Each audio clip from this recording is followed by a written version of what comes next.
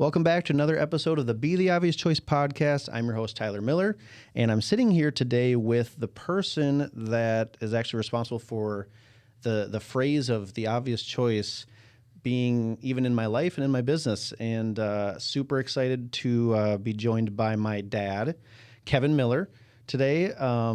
And I think anybody listening probably knows why you're the obvious choice in my life for certain things, because you're my dad.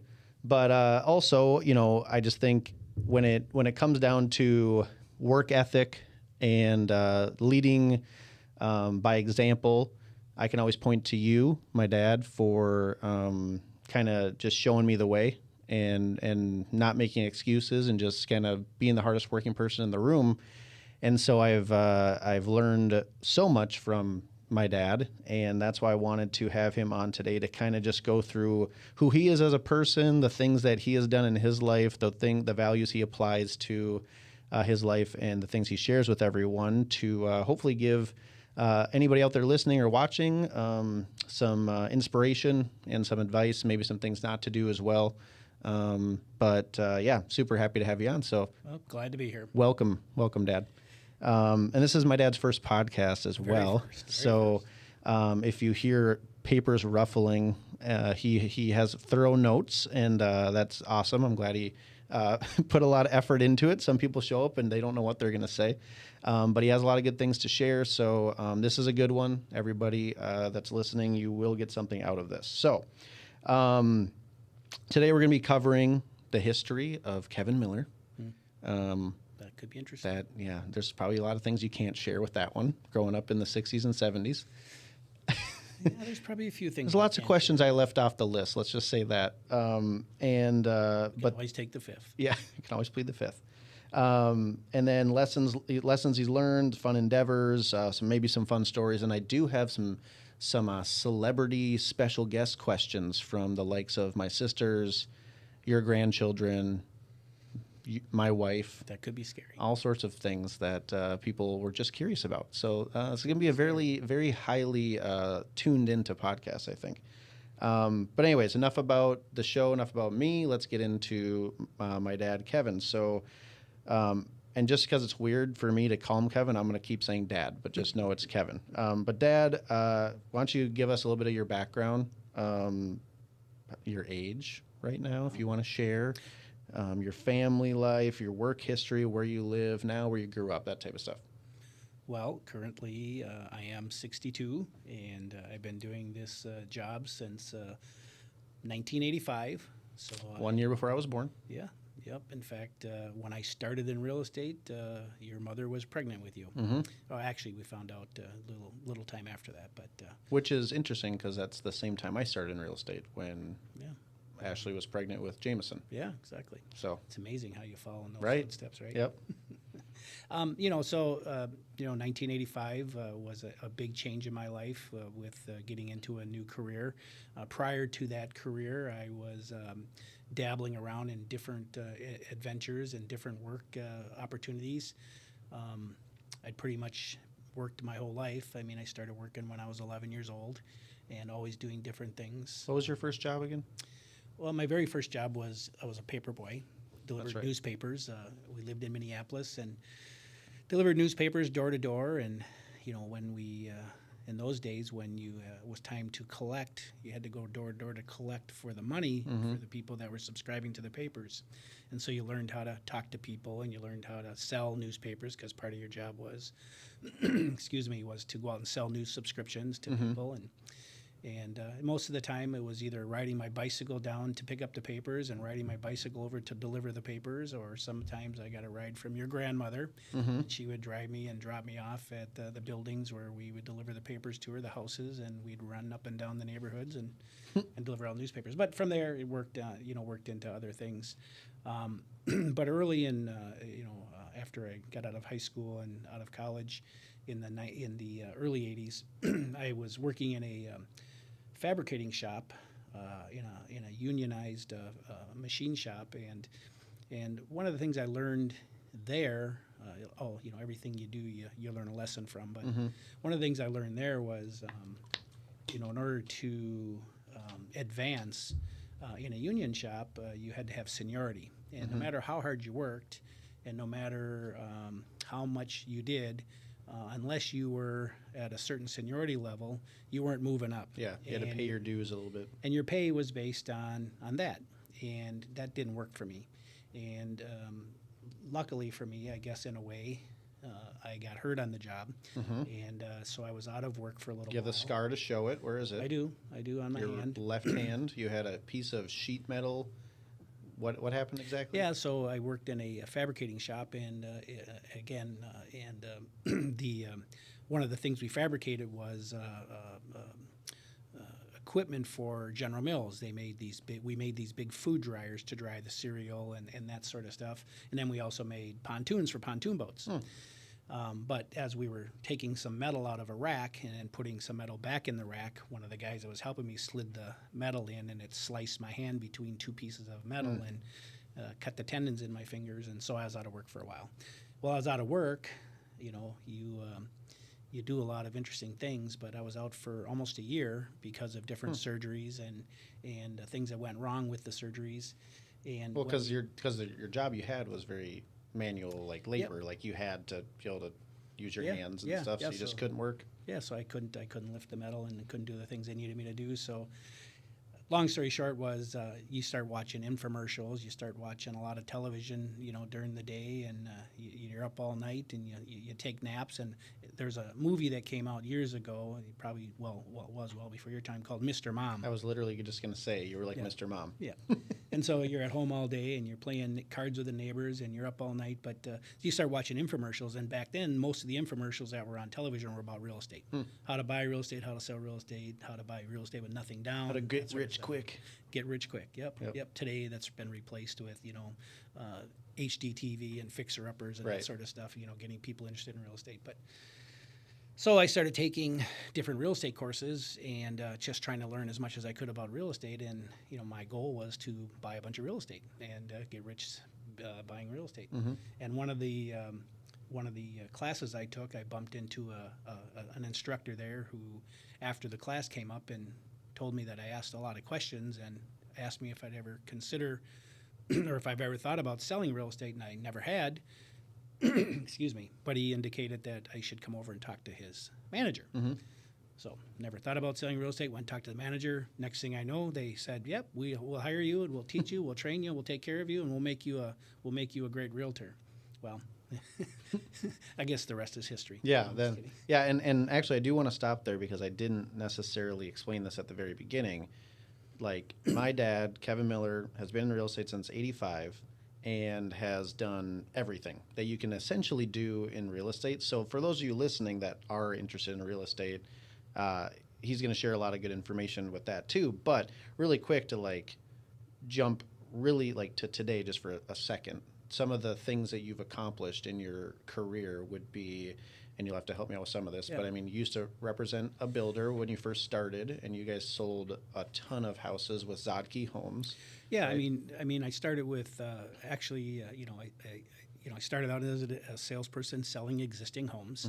Walking door to door, dropping off mail, flyers, knocking on doors, asking for business, all of the things that nobody wants to do today, but it's still part of our business. And as that grew and as I learned more about real estate and where I wanted to drive my passions, I wanted to get involved in new construction. And luckily, at the office I worked in, there was a number of agents that represented builders. So I got my start by sitting in model homes with these builders and these other realtors and helping them, like open houses.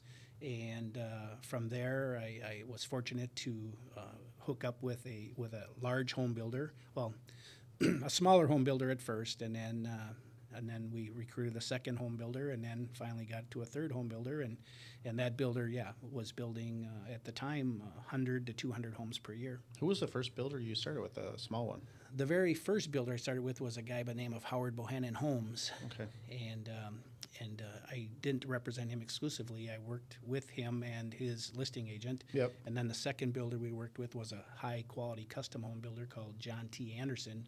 Both of those builders are not around. And then we represented Zodke Home Builders after that, which was, a 14-time Reggie Award-winning builder and built a lot of homes. That's the time that start to remember, like when I first think back to like early memories of you in real estate, it necessarily wasn't when you first started. It was more like when you got with Zodkey and Right. you were working with Mike, right? Right. And yeah, that was a fun time. Lots of good people. Had a business partner, and we were one of the first. I would say, based on the way you look at business today and the way teams are today, we were one of the first teams ever. Right. But we did our teams a lot different then than they do them today. Back then, we had probably 12 to 13 people that worked with us, and our job was to give them the opportunities to sell houses. And so we did that by letting them have model time in our models, and we would have 2 people assigned to each model location, and we had 7 different locations at one time. And those people would rotate. They'd work 2 weekends a month, and two weekends they'd have off so they could do their other business. We didn't share in any of the commissions they earned, and in fact, we gave them anybody that came in that wanted to buy, they were their client. We didn't participate in any of that. All we did was retain the listings, and then part of that was we educated them on the new construction. So we would have subcontractors come in, and we'd sit down and we would talk about, why are we using your windows? Why do we use your doors? What do you do with the heating system? How do you put your foundation together? So we would have meetings every week and make sure our salespeople were really educated on, what was involved in the new construction process, Right. so that they could then in turn sell it to the customers that came in. Right. And a lot of those people went on to have great careers themselves, and they're still in the business and still do new construction or existing. Yeah. But it was a great way to educate them, and it helped us continue to sell a lot more houses. So then after that, you worked with Zodkey Homes for how long? About 10 years. 10 years. And then after that, I don't know if did you do a little bit existing at that point, or is that when you left for a little bit? No, so, when we were working with Zodkey Home Builders, I was always doing existing sales as well. So that was, my primary business still. And then we did existing sales, and then we did new construction. When Zodkey Home Builders retired, we basically, at the time, my business partner at the time, Mike, and myself, we decided to become general contractors as well. Yep. So, and this is what year, roughly? It would have been around 1998, Okay. 1999. And and then, sorry, just trying to think of these dates here. So we went and got our contractor's license. We took the classes, got our contractor's license, and we started building homes.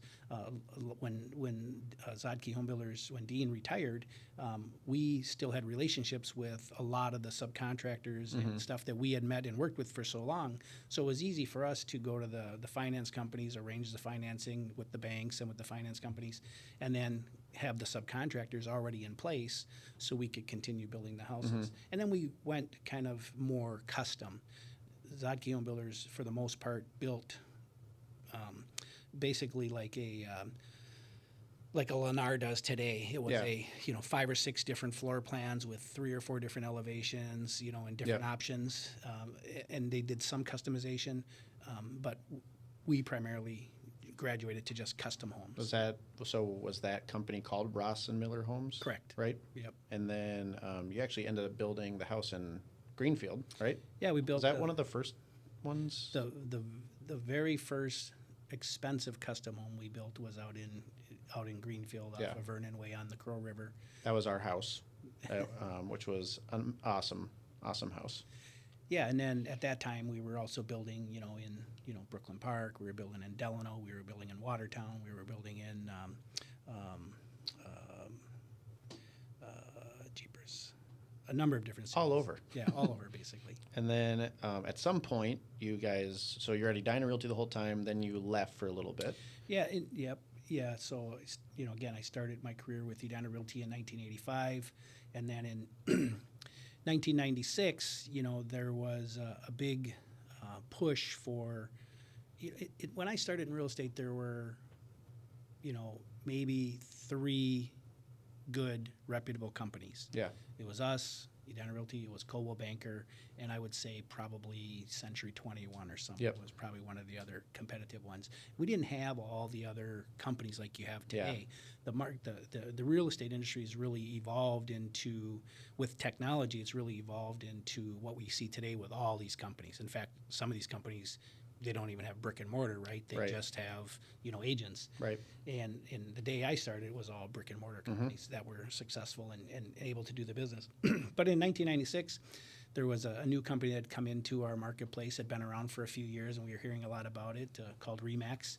And so my business partner and myself, we thought, well, let's give this a shot. It sounds like an exciting thing. What was the draw to Remax at that time, in your opinion?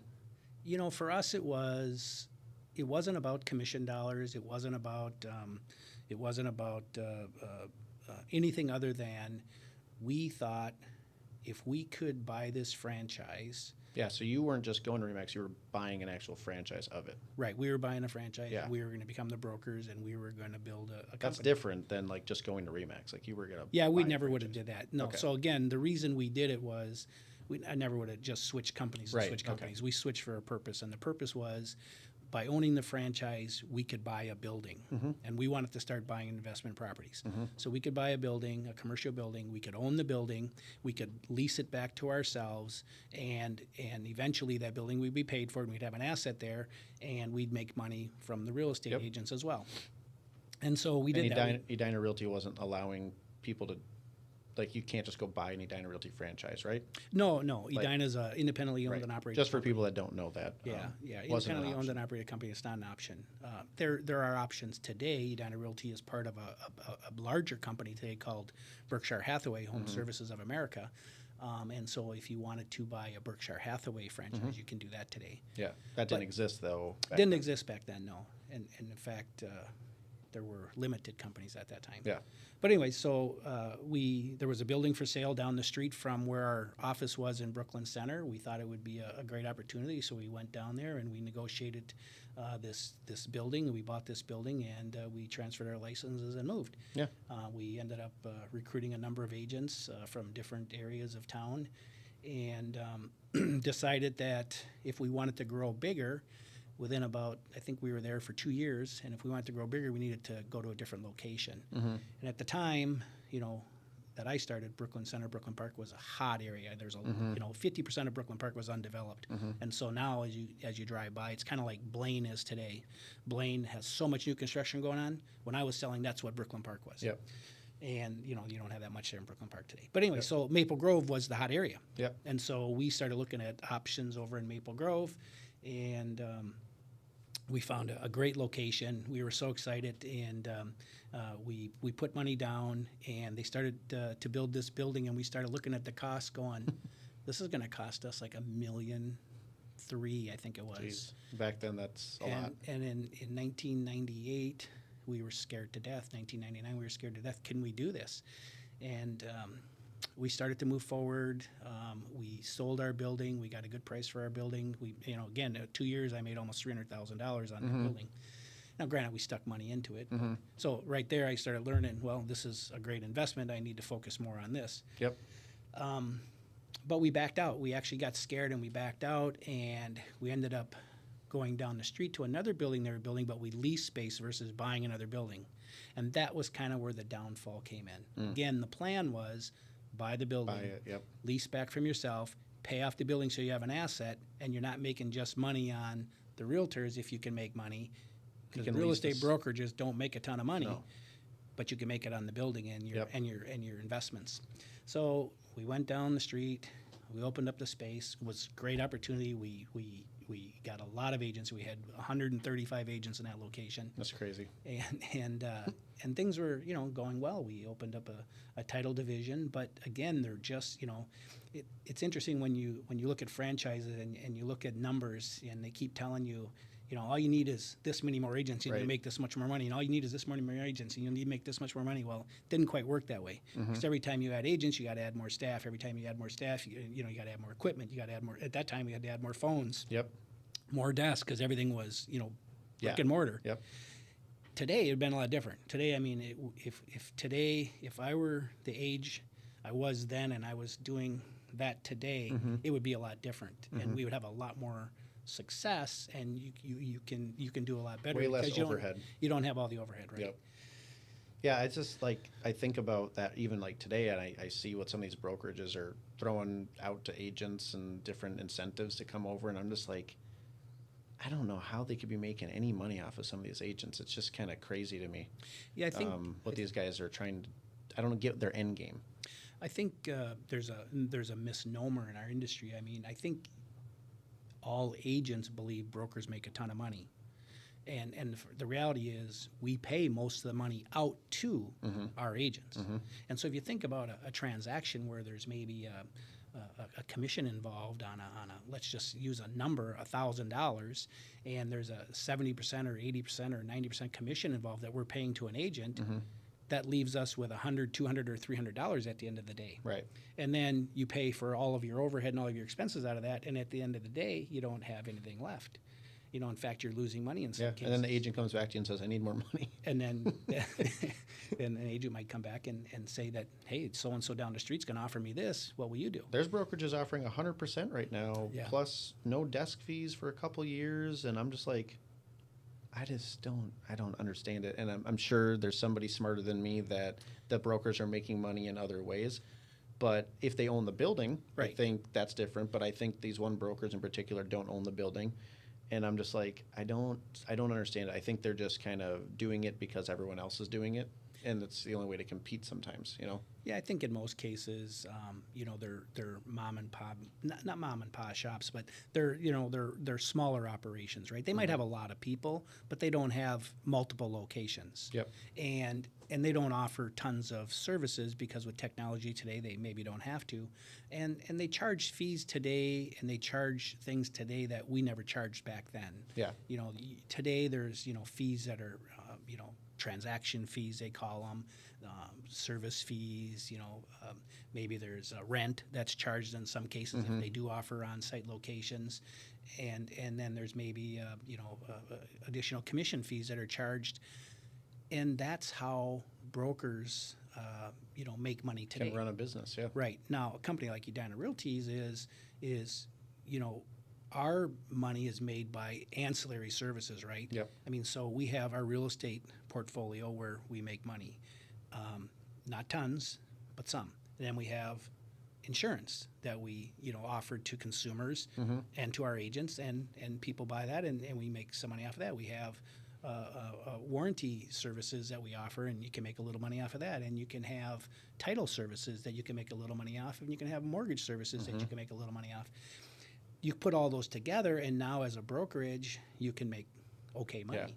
But if you can't put all that stuff together and offer that as a one-stop shop, it's very difficult. And that's where I think agents that are having success and they say they're going to start a team, Right. miss the boat on. And that's what I missed the boat on for a long time too, is the team itself won't be that profitable unless you are charging way too much, which eventually these people are just going to leave, right? So it's like if you don't have some sort of other business ventures that you can kind of use with your success, I think it's really hard to run a profitable brokerage or a profitable team in general. So yeah, from the team leader standpoint or from the brokerage standpoint, you're not doing spectacular. Yeah.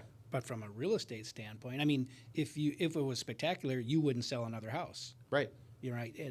But obviously you still sell houses. I have to sell houses because to make enough money to pay for the life that we have and pay for the team. Right, exactly. And so with whether it's a team brokerage or a franchise brokerage or a independent brokerage, there's a lot of costs and overhead that the average person just doesn't see, but they don't care, right? Yeah. They just want to come in, sell some houses, and make some money. Care. I get it.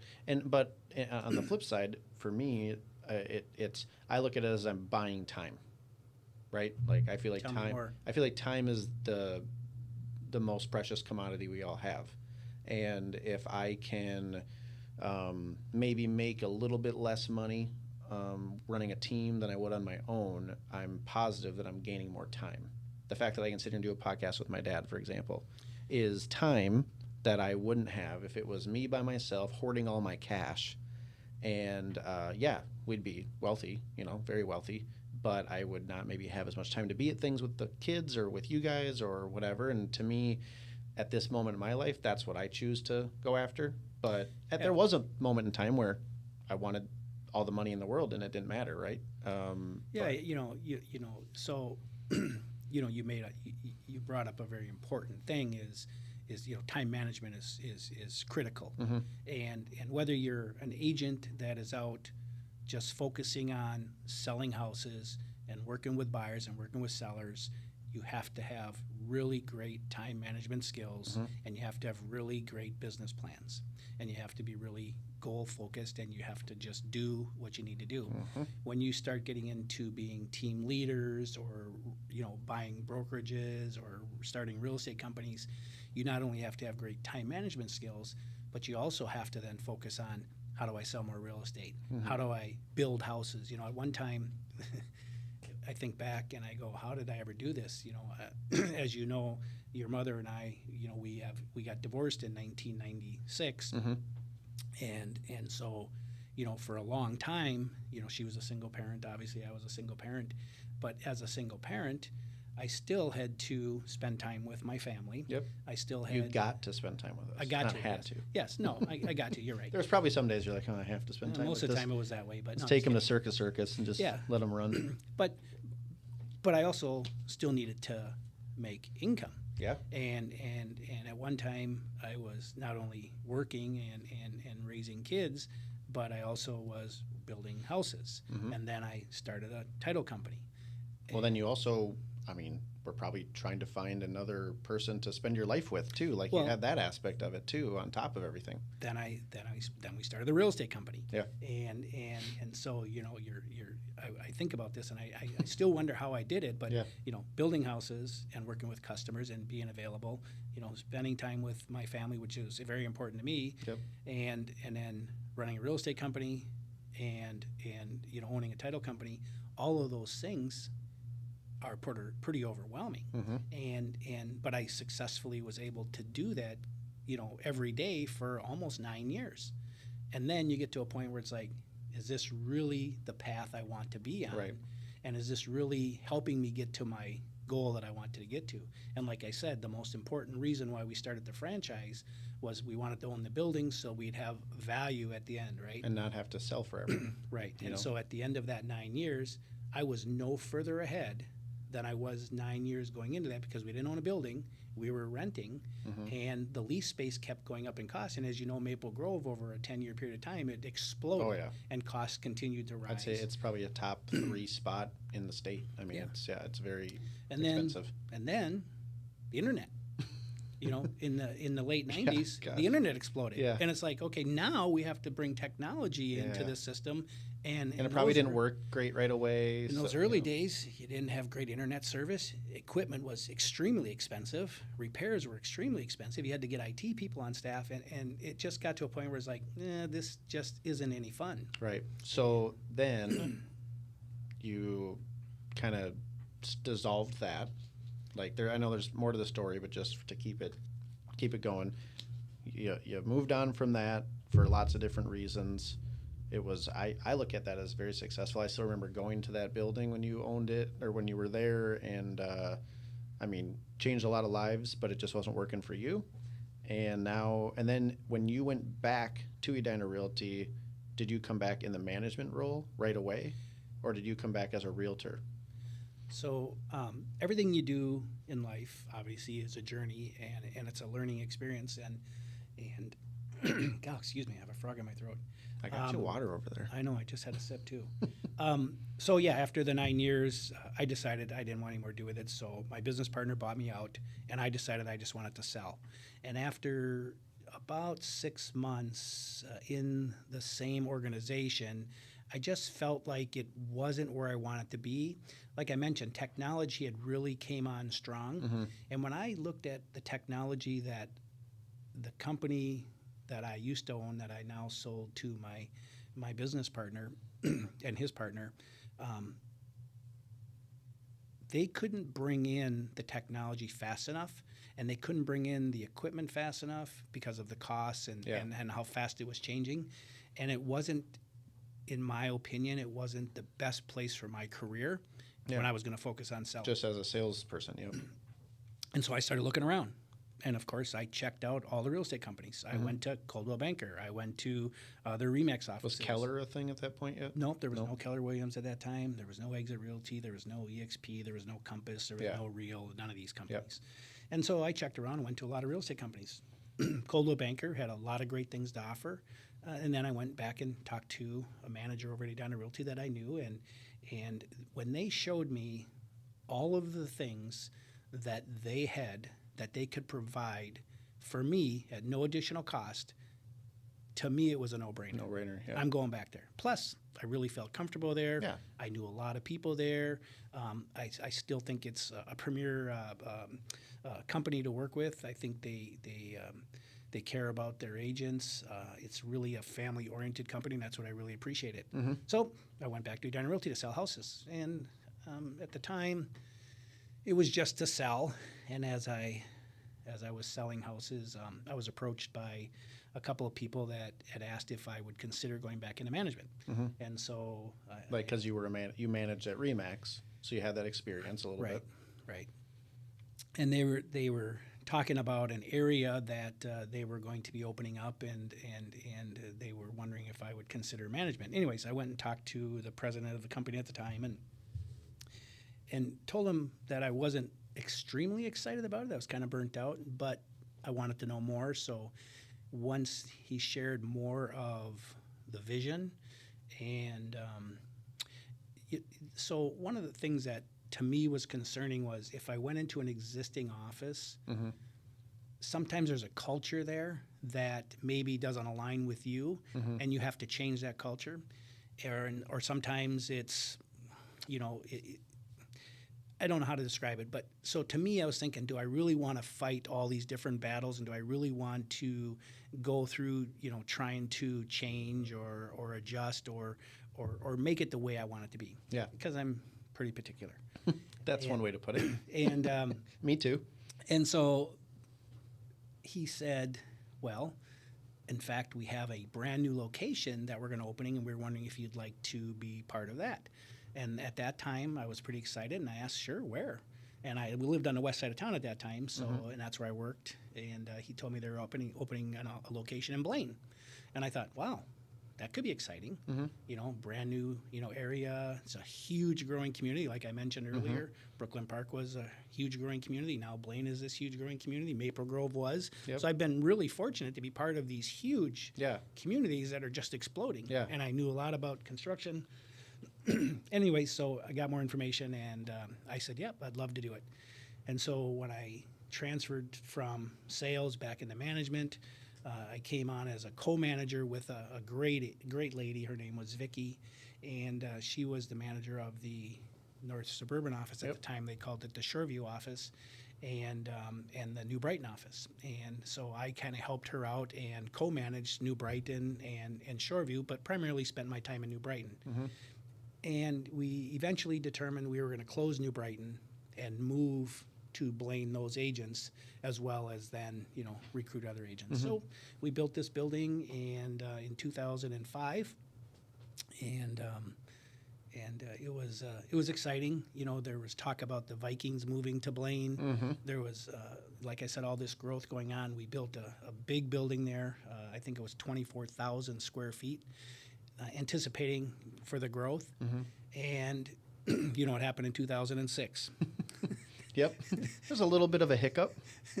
So 2006 and 2005 we opened up and we were bringing agents in, and we were filling space, and 2006 came and 2007 came, and our market really shifted, and it was tough. So we were in a tough situation. We had to make a lot of adjustments. We reduced space as fast as we could and sublet space out. We still brought in a number of agents. So was that whole building meant to be At one at point in Edina time, Realty office? no, at one point in time, 3/4 of it was. Okay. And then because we had our title company upstairs that was occupying about 3,000 square feet, and then the rest was being subletted. Okay, I was thinking the current office, but yeah, the one down by the Holiday gas station. Correct. That one. Okay. Correct. The Yep. one off of Radisson Road Yep. and 109th. Okay. So, anyways, we survived all that. We downsized. We brought everything down into one floor. We actually gave up and sublet some more space. I mean, we were in survival mode in terms of we knew Edina Realty wasn't going anywhere, but we didn't want to have these huge, enormous costs going out that didn't make any sense until the market shifted. Right. And luckily for us, in 2008, we started seeing a shift, and we had made the right adjustments. I had a great regional manager who I've had a number of great regional managers, but I had a great regional manager that was very smart with commercial real estate, and he had owned a number of commercial properties. Yep, Terry McDonough. Yep. And he helped us get through that, by reducing the space and making the adjustments as quick as we could, and subletting space, and then we were fine. And we grew, we grew well over there. We had a great base of agents, and then, when the market shifted, things really went well. And then in 2000, and I think we were there 10 years. In 2015, we relocated to the building that Edina is currently in Blaine, off of 109th and Clubhouse Parkway. Clubhouse Parkway, yeah. Yeah, and fast forward to where you're at today. Now you're managing the North Oaks office at Edina Realty, right? Correct. Yeah, I moved from Blaine about 4 years ago now to North Oaks. You got a promotion. Go play with the big dogs where the sale price is a little higher than Blaine, where I was at. But yeah, so during that time, kind of like the Cheers episode, I got a promotion to a bigger office with no more money. Right. Yeah. Here's more space to deal with. But yeah, and also just during that time, I mean, so I got in the industry in 2013, I believe, and I got my license back when I was 18, though. Yeah, you got licensed in 2005 or six. Yeah. But my dad told me, "Why don't you come get your license?" I was like, "Why?" He's like, "Well, you make more money selling one house than you would the whole summer at Dairy Queen." I was like, "All right." So I did that. I sold one house. I think you sold one every year while you were in college, at least one. Yeah, that's probably true. But that first one, it was like 100 showings to Jimmy and Allie Quintana. They're still in the house today. I still reach out once a year and just check in. They love it. So it's kind of fun. But yeah, so my dad was my manager for, gosh, I don't know, 8 years, 7 years, something like that. And the dynamic of that for me and him was great, but I think on the outside looking in is a whole other podcast of just. Haven't I been your manager for, how old are you? Well, okay, from 18, but I wasn't full time then. I'm saying 37 in a couple days, by the way. Do you have a birthday gift? 37 years? Well, yeah, I guess that's true. But my actual real estate manager for like 7-8 years. But yeah, interesting dynamic. I wish every day we could go back to that time. I actually do wish that you would have been selling houses when I got in the industry, because it'd been fun to like see you kind of having to do the same stuff I had to do at that time. I was a great assumptive closer. I know you were. The Columbo effect. That was a Columbo. And the lockbox close. You taught me that one. Yep. I still teach that one to my team members. But yeah, it would have been fun. I do wish maybe I would have got in sooner, but I was too young, so I couldn't do it when you were selling. But so anyways, so that's 38 minutes of my dad's work history. Oh gosh, I'm sorry. No, that's okay. But let's move on to some more questions. 38 minutes for 38 years. There we go. Perfect. Every year for every minute. But so I mean, you've done a lot, and I guess the only other thing I'll say is at Edina Realty, I think now, are you the longest tenured manager currently, or one of them? You're up one there. Of them. And you recently won their top award a couple years back, the Emmy Award, for upholding all the core values of Edina Realty. And yeah, it was a great award. It was a great honor, and I was fortunate enough to be nominated and won it. So. It's safe to say you've done some things. You've done some great things in real estate. But moving on to specific questions that a lot of people have that we want to know. So we talked about that one. So going back, like to give, I kind of want to ask this question to give tips to any salespeople out there that are listening right now. So the question I wrote was, talk about building a business on referrals and relationships. So like, obviously this is something that you started as a paper boy, right? Like you had to build these relationships. It's something that you're really good at. I've seen you work a room time and time again. You're one of the best at it. Like what is, if you could whittle it down to like one or two really important things that you feel you do maybe better than most when it comes to building those relationships and earning business, like what would you say it is? Like, how do you do it? Well, I think, we've all heard the expression that, to get business, you have to get people to know you, get people to like you, and get people to trust you. Mm-hmm. And the trust isn't necessarily, coming from your point of whether you're a good person or not, your character. It comes from, do they trust you with the largest investment that most of them are going to make? Mm-hmm. Do you have enough knowledge to help them with this real estate transaction? But when it comes to referrals and building a business, so much of that, there's so many things, right? I mean, it's just, you can't talk about it I know. in 10 minutes, 5 minutes, an hour, it could be weeks. But like when you're in a room, Yeah. okay, like you go back to your early 90s, right? You're trying to earn business. Like, are you intentionally, before you go into that room, are you thinking certain things of like, all right, I got to make sure I talk to these people? Or is it you're just so good that when you're in the room, everybody's going to know who you are by the time you leave? Like, do you have to plan any of that stuff out, or is it just you? You just radiate? I guess it depends. If it's people that I know, no. If it's people that I don't know, I try to figure out who some of the key players are. But no, I don't go in with any intentions of trying to get business. Yeah. I go in with the intention of getting to know people. Right. And I think your whole business has to be built on, people who want to do business with you because they know you. Yeah. Right. I mean,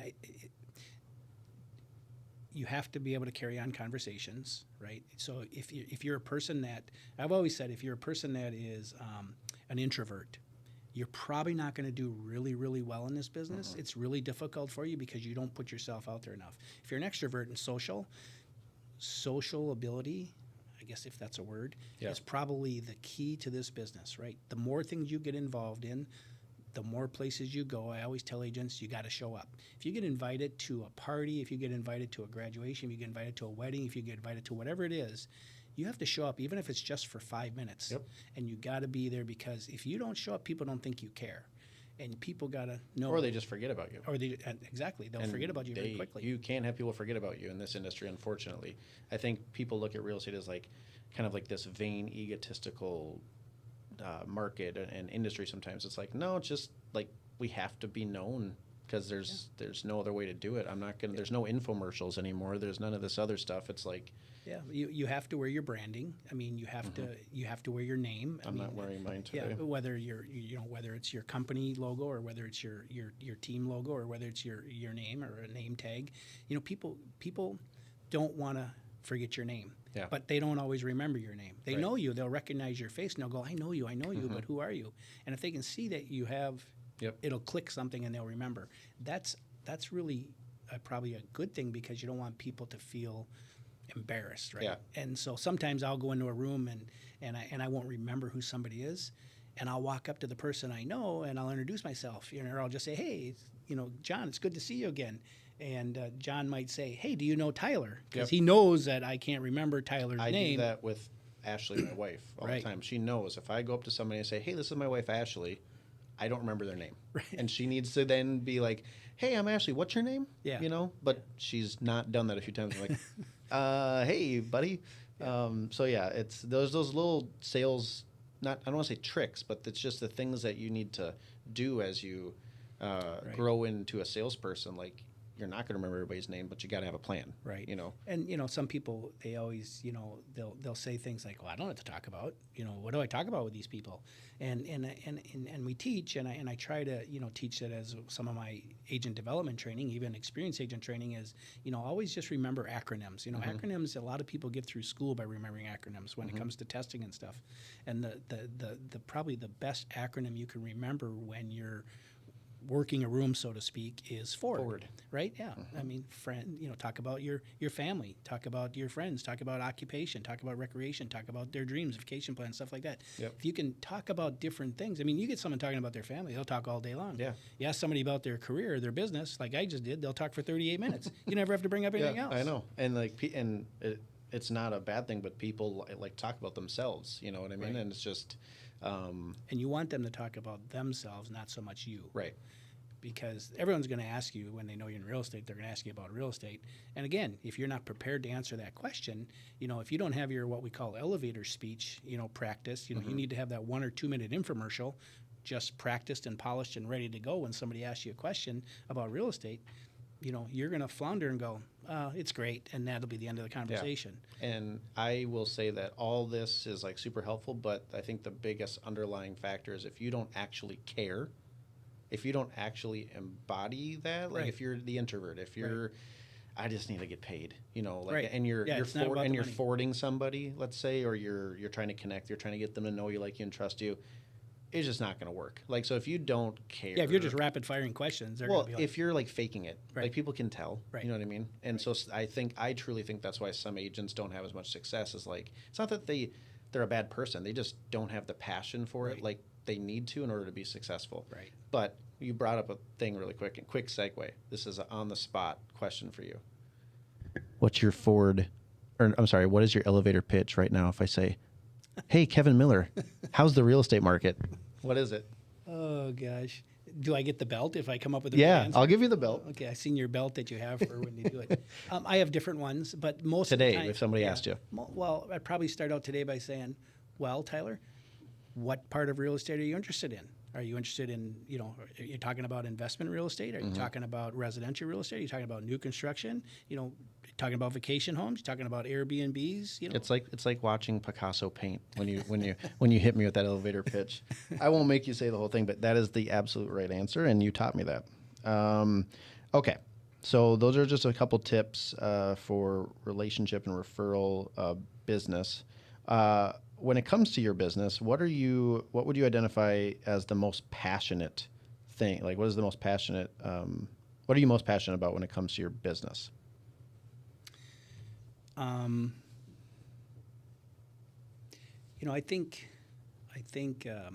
I think passion when you're in the side of the real estate business that I'm on the side of right now, Which is managing people, managing and training, recruiting, retaining. and retaining.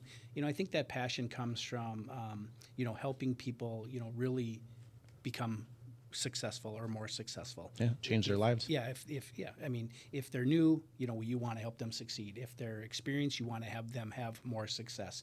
And so when they have wins or they have sales, and I know I've played a small part in that, that's what gives Fills me you up. passion, right? Yeah. That's what it fills the tank, right? Yeah. There's lots of things that drain the tank. Oh yeah. It's like they say in a marriage, if every time you do something nice, put a penny in the jar, and every time things aren't going so well, take some pennies out. Yeah. Hopefully you have more in the jar at the end of the day than you do. So, Right. But passion in real estate, that's where right now that's where my passion comes from. Yeah, just helping people change their lives and like the little wins, right? Right. Because that's Right. in sales. If you don't get those little wins, it's Yeah. hard. It's a lonely business. It's rough. Yeah, as a team leader, you understand that, and not everybody has someone they can go home and talk to. Mm-hmm. Not everybody has someone that wants to listen. Not everybody has someone that understands sales enough that can encourage more business. And if you don't have a good manager or a good team partner, or you don't have a good coach, this is a really tough business, because every day, it feels like you're being beat up. Mm-hmm. And every day you don't sell a house, and every day that you don't do something, sometimes you go home and the person at home's going, well, did you sell anything today? Yeah. Did you make any money yet? Did Because you've been gone for 3 months, and I haven't seen a paycheck. You haven't been home for 2 weeks. You haven't been home for. Well, 3 do you weeks. remember? You probably remember this when I first got in the industry. You suggested that I put together a contract for Ashley, Right. and had her sign it. And I know Right. you've done this with other agents, I'm sure. Many agents, yeah.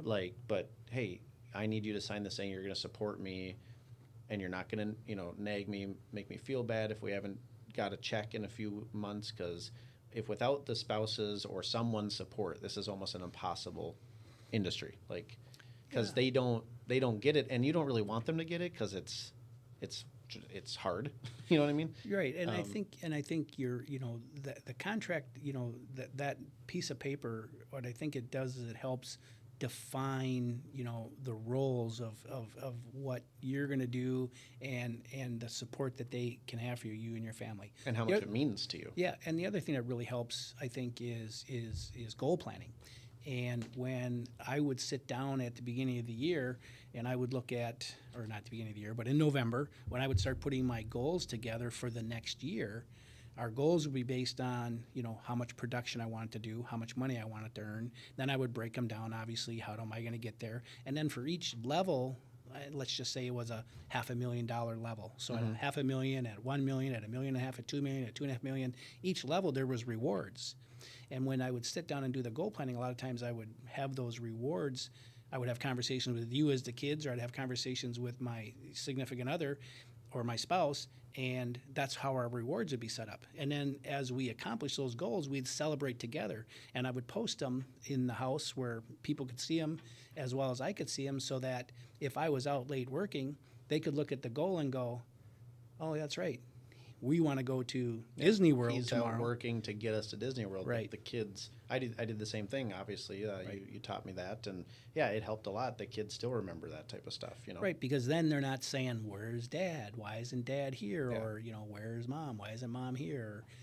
They know that if you're not there, it's because you're trying to help get to that next level to get a reward that you and them can share in. So in work and in your business, your passion is little wins, helping people change their lives. What about in your personal life? What's your big passion? I had to write that one down. I had to think about that one, because what I was thinking was, your passions change, right?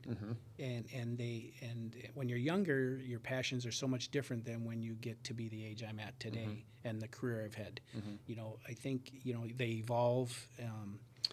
It seems like when you're younger, you worry more about things that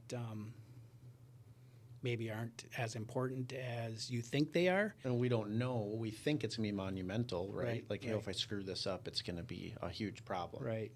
But my passions today are more about,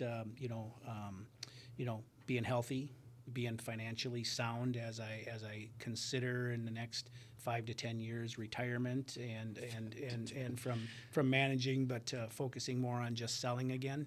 Yeah. I love what I do. I would do it forever, except that I think that people, it's when you're younger, it's easier to adapt with all the things that change in our business and our industry, and technology, et cetera. We also don't have a choice, by the way, Right, because we can't retire yet. Right, You know what I mean? right, Like, you don't have a choice, you have Right, to adapt. right, If and- you and- had the choice, I don't know if I'd want to adapt to some of the stuff, like, you know what I mean? Yeah, I would delete a lot of social media accounts tomorrow if I didn't need it for my business. Yeah, I look forward to that day. Yeah. For myself. But so yeah, as you're doing this business a long time, and you're always changing and adapting and changing and adapting and changing and adapting, you get to a point where it's like, I just don't want to do that anymore. Yeah. I don't want to keep learning this, and I don't want to keep. But if I'm going to stay in the position I'm in, you have to, because my obligation is to make sure that I make anybody that I'm talking to better. Yep. And if I'm not up to speed, and that's why I still sell a couple houses a year, 3 or 4 or 5 or 10, whatever it might be. But no, I'm just kidding. Yeah. But I sell because I need to be able to still relate Yeah. to agents as to what they go through every day. Yep. Because if I don't know what they're going through, and I don't see the strain that they go through, if I don't know what it feels like, it's like I tell agents, every once in a while, you got to sell your house and move. Because you got to remember what your clients go through every single transaction. You don't remember that. You don't realize how stressful that is unless you've done it a couple of times. Yep. And I think it's important to have a leader that's in the trenches with you, though, because they can relate. Right. There's lots of team leaders that don't sell houses anymore, and it's just like, that's great. I'm happy for them. But as a team member, it's like, it's a little like, oh, I wish I had somebody that could like actually relate versus giving me info from like 3-4 years ago. You know what I mean? Well, and I don't ever want anyone to look at me and go, well, those who teach can't sell. Right. Right. I mean, so the persona is if you're a teacher, if you're a leader, you can't sell. Yeah. That's not the case with me. The case is I can sell, but I don't want to sell. Right. I want to help you. Well, you've quote unquote been to the mountaintop. You've seen it. You've done it. You've accomplished it. It's not like There's always more to do, right? Right, but you never had very good success as a salesperson. You don't have anything left to prove in that department, in my opinion, and you know that you can maybe not be quite as stressed, even though I know like phone calls from agents when I'm at your house for barbecues are stressful. But you know where your money's coming from, right. and that is a big stressor for a lot of us salesperson. We don't always know where the next check's coming from. So Right. it sounds like in life your passion is health, wellness, simplify, Yeah, I mean, right now, like I said, I'm just trying to focus on, that would be my passion right now is staying healthy. Mm-hmm. That's why I try to work out, at least 4 to 5 times a week. Mm-hmm. Financially, I've done very well in that part.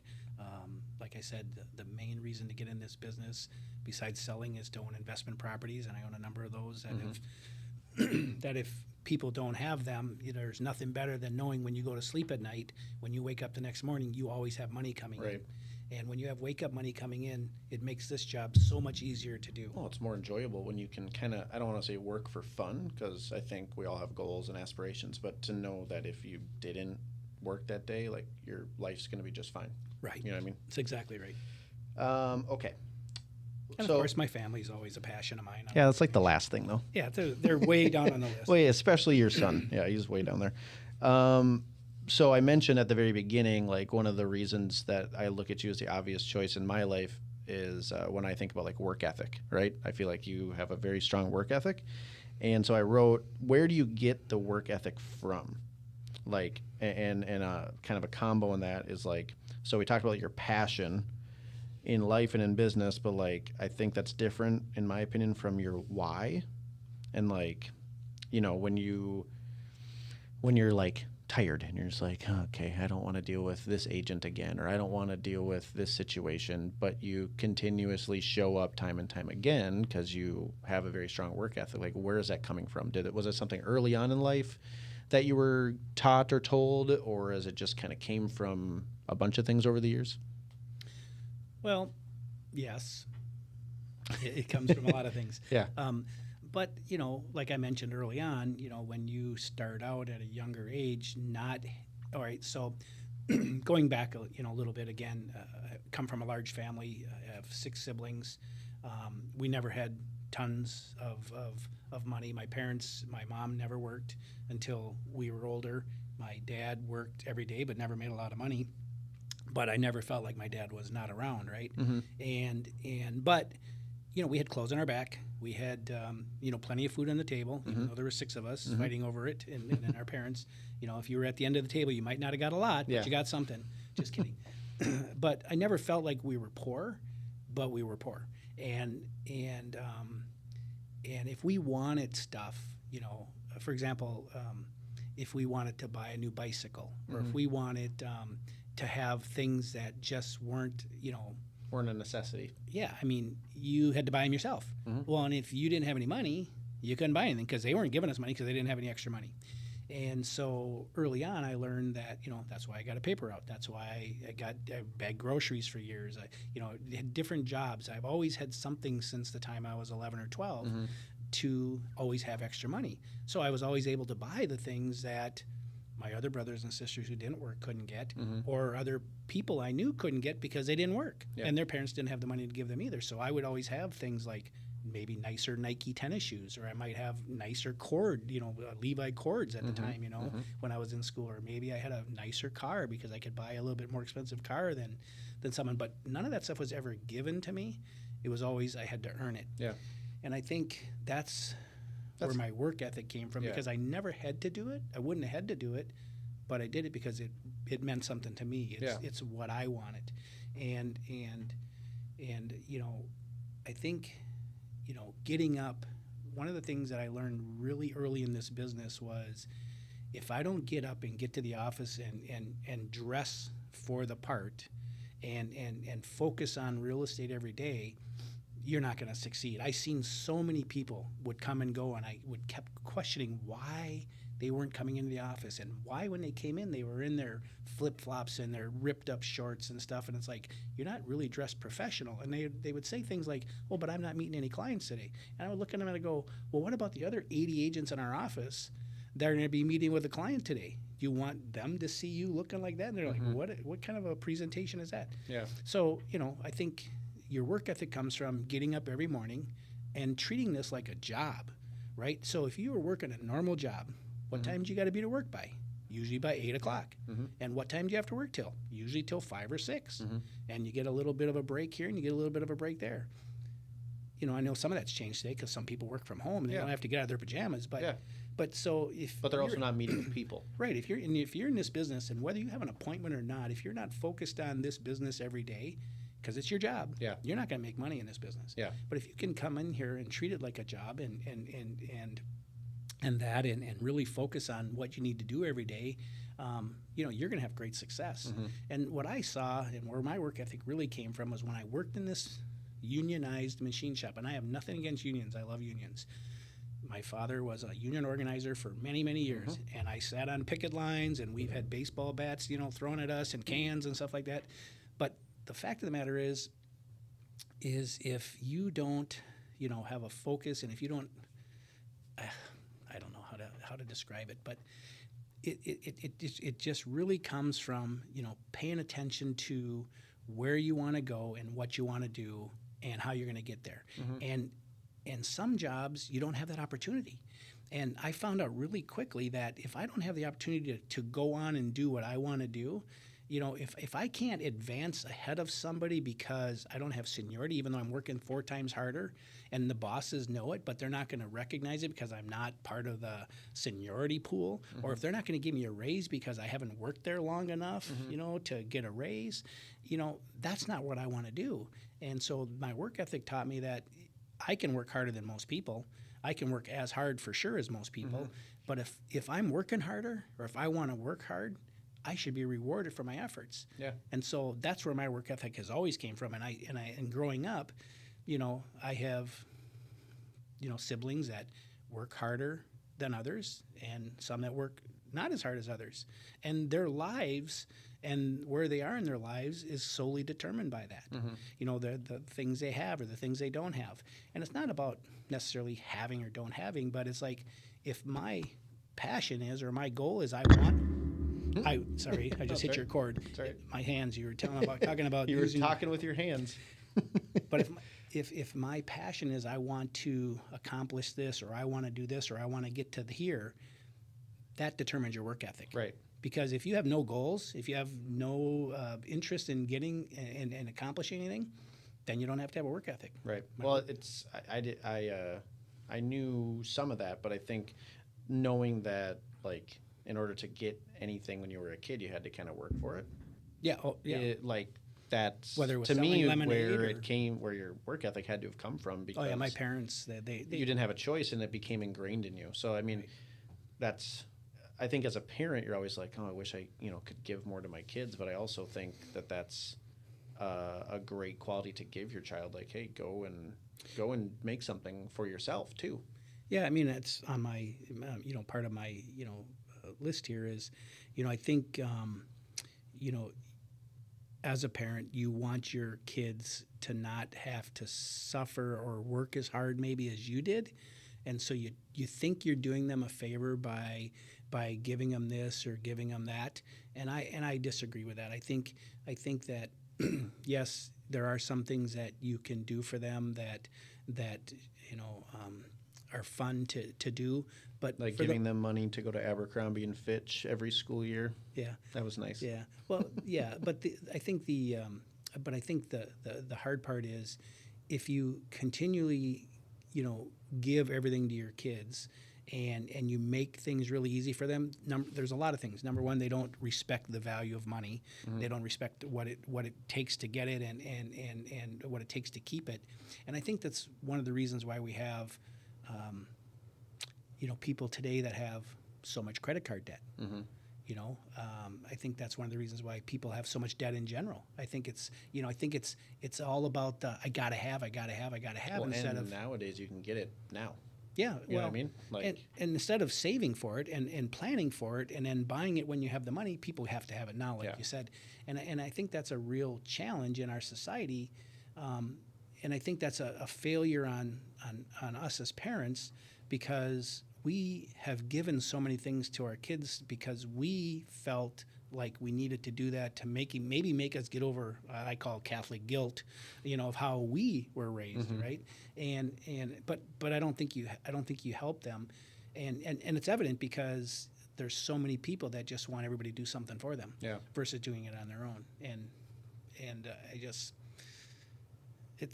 it's a slippery slope, of course, But I think your kids are better off if they learn the value of money. They learn what it takes to earn it. They learn what it takes to save it so that they can buy the things they want to buy. Like I wanted to buy a mini bike when I was younger. So I think I was 14 years old, and I wanted to buy a mini bike. My dad's like, okay, but you got to get the money. So, of course, as soon as I got the money, he let me go out and bought this mini bike. And it was the greatest thing in the world, right? Until it broke, and then it didn't work anymore, and I didn't have any money to fix it, and I had to go earn some money to fix it. But he wasn't just going to go get it for me, right? It's like, kid today, well, I want Legos. So what do parents do? They run out and they buy a box of $70 Legos to give their kids to put together versus saying, okay, well, how are we going to get these Legos? Let's put together a plan. Right. What do you want to do? I think you did that with Jameson. It's like if you cut the grass, I'll give you $5 every time you cut the grass or whatever it was. And after you get we give him some money for chores and stuff. Yeah. Or even at like our party. Right. He was like, waitering. I want to, like, he came up with that on his own. He's like, I want to bring people their drinks. Yeah. And I'm like, well, you'll probably get some tips for that. He's like, I don't think they'll give me tips. You think they will? And then our one friend gave him like $25 for bringing him a White Claw. And he was like, oh my God. Like just those little moments, I think, will resonate with them where it's like. I shared the story with him when you came and bartended for us at one of our office parties, when you were in college, and you got a couple $100 in tips. Yeah, that was pretty amazing. Yeah. It was, it's, I think it's funny. Me and Ashley were just talking about this morning. Like, there was a situation with the bus stop where all of her friends are at this one bus stop. And we went there the first day for the first, like, opening school day. It was fun. Parents had mimosas, like, whatever. It was fun. And then the second day, I was like, I want to bring them to their bus stop, which is only 3 blocks from our house, because I just need them to know, hey, if they get off on that stop, how to get to our house. Maybe one day they'll walk to the stop, whatever. It was just like, this is our stop. I want you to go there at least one time. Let's meet some people there. And, of course, Ariana was sad. She wanted to go with her to the other stop with all the girlfriends or whatever. And I just, as a parent, I think you want to make your daughter feel better in that moment and be like, well, yeah, let's just go do that, because who cares, right? But for me, I'm like, no, we're going to do this because you can do hard things, and it's really not a big deal. And it's good to meet new people and put yourself in those challenging situations. I think that is the really important role of a parent, is like, don't just always make them happy. Like, sometimes they should not be happy. Like, it's okay. They need to learn, because they're not going to be happy every day when they're an adult. That's not going to happen. I was sad as a kid. I mean, I still remember sometimes being up in my room crying, because I got in trouble because I did something I wasn't supposed to do, and I got grounded or whatever it was. We're not supposed to be their best friends. You know what I mean? Be their parents. We got to be their parents. So get to be friends with them when you get older. Right. If you're lucky. Except in this situation, you don't really like me that much, but that's okay. Just kidding. No comment. Yeah. You come from a family, you mentioned, of 6 brothers and sisters. Like, is there anything else you want to touch on with that's like kind of turned you into the person you are today? Like, I mean, you talked about how you saw, because your oldest brother is how much older than you? He's 8 years older than you? Yeah, almost 9 years older. And then your youngest? My youngest sibling is almost 10 years younger. Yeah, so I mean, you got to see your kind of older brothers. I'm right in the middle, so get jobs, like get into relationships. Like, you got to kind of learn from them, and then you also got to watch maybe your younger siblings do things that you didn't agree with, or do better than you. Like, is there anything else that sticks out other than fighting for food at the dinner table? Well, when you have a family of 6 boys and 1 girl, so, right, 7 kids. You're very competitive. My sister is the youngest in the family, so we always say she was spoiled. But but when you're in the middle, you have 3 older siblings and you have 3 younger siblings. The older siblings, you're kind of, you're looking at them and you're trying to figure out, are they the ones, because you love all my brothers and sisters, right? I love them all, but they all do different things, right? They all, I have one brother that was a teacher for many, many years, educator. They're all very different. Yep. And I have another brother who is he was a alcohol and drug counselor for many, many years, and I have another brother who's got his own business as well as I do, and I have another brother who works in a union, and another one who works in a big construction company, and then I have a sister who's in the medical field. So, but growing up, they all had different passions. They all had different things, but we were very competitive, right? We Yeah. were all in the sports. We were all into different things. So I think a lot of what I'll say about my brothers and sisters that helped me was more than anything was the competitiveness. Just pushing you. Yeah, and being in the middle, was fun because I had three older ones that I would try to, emulate to. I'd try to be as good as them, and I wasn't always as good as them because they were bigger, stronger. Mm-hmm. And then I had the three younger ones, which I was usually a little bit bigger and stronger than. You could get a few small wins. Yeah, but I had my closest brother to my age is Don, and we were the most competitive, and we would like brothers do, get in many fights, but loving, caring fights. But just he would drive me to be better, and I hopefully would drive him to be better in all things, right? And until you get to a certain age, and then it's just kind of your friends take over, and then you just hang out with your friends. So I wrote down this question. It's in the lightning round section, but I'll ask it now. And actually, I think McCall sent this one. I got to double check. Yeah, from Hopefully it's McCall. not in legal form. No, it's not. She said, "Who's a better softball pitcher, you or your brother Donnie?" Oh, God. Here's the competitiveness. Well, I think Don would say that he's a better pitcher, but he's not. He's not even close. He has longevity on you. He has longevity, but not because he's good. Because he doesn't know when to quit. He just doesn't know when to quit, right? And he doesn't have to worry about, necessarily getting up and going to work tomorrow, right? Yeah. I'm just kidding. Has he ever done the between the legs pitch like you? I don't think I think he's tried, but he can't.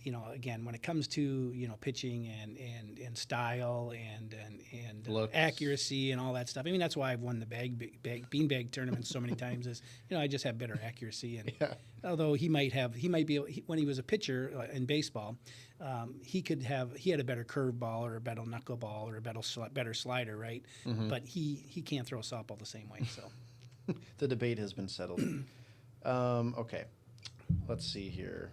Really quick, touch on just give me like maybe one or two things that you've learned over the years for advice to people for a happy marriage / relationships. You've been through obviously some ups and downs and all sorts of stuff with relationships over the years. What's your wisdom, oh wise one, to all of us youngins trying to figure out this thing still?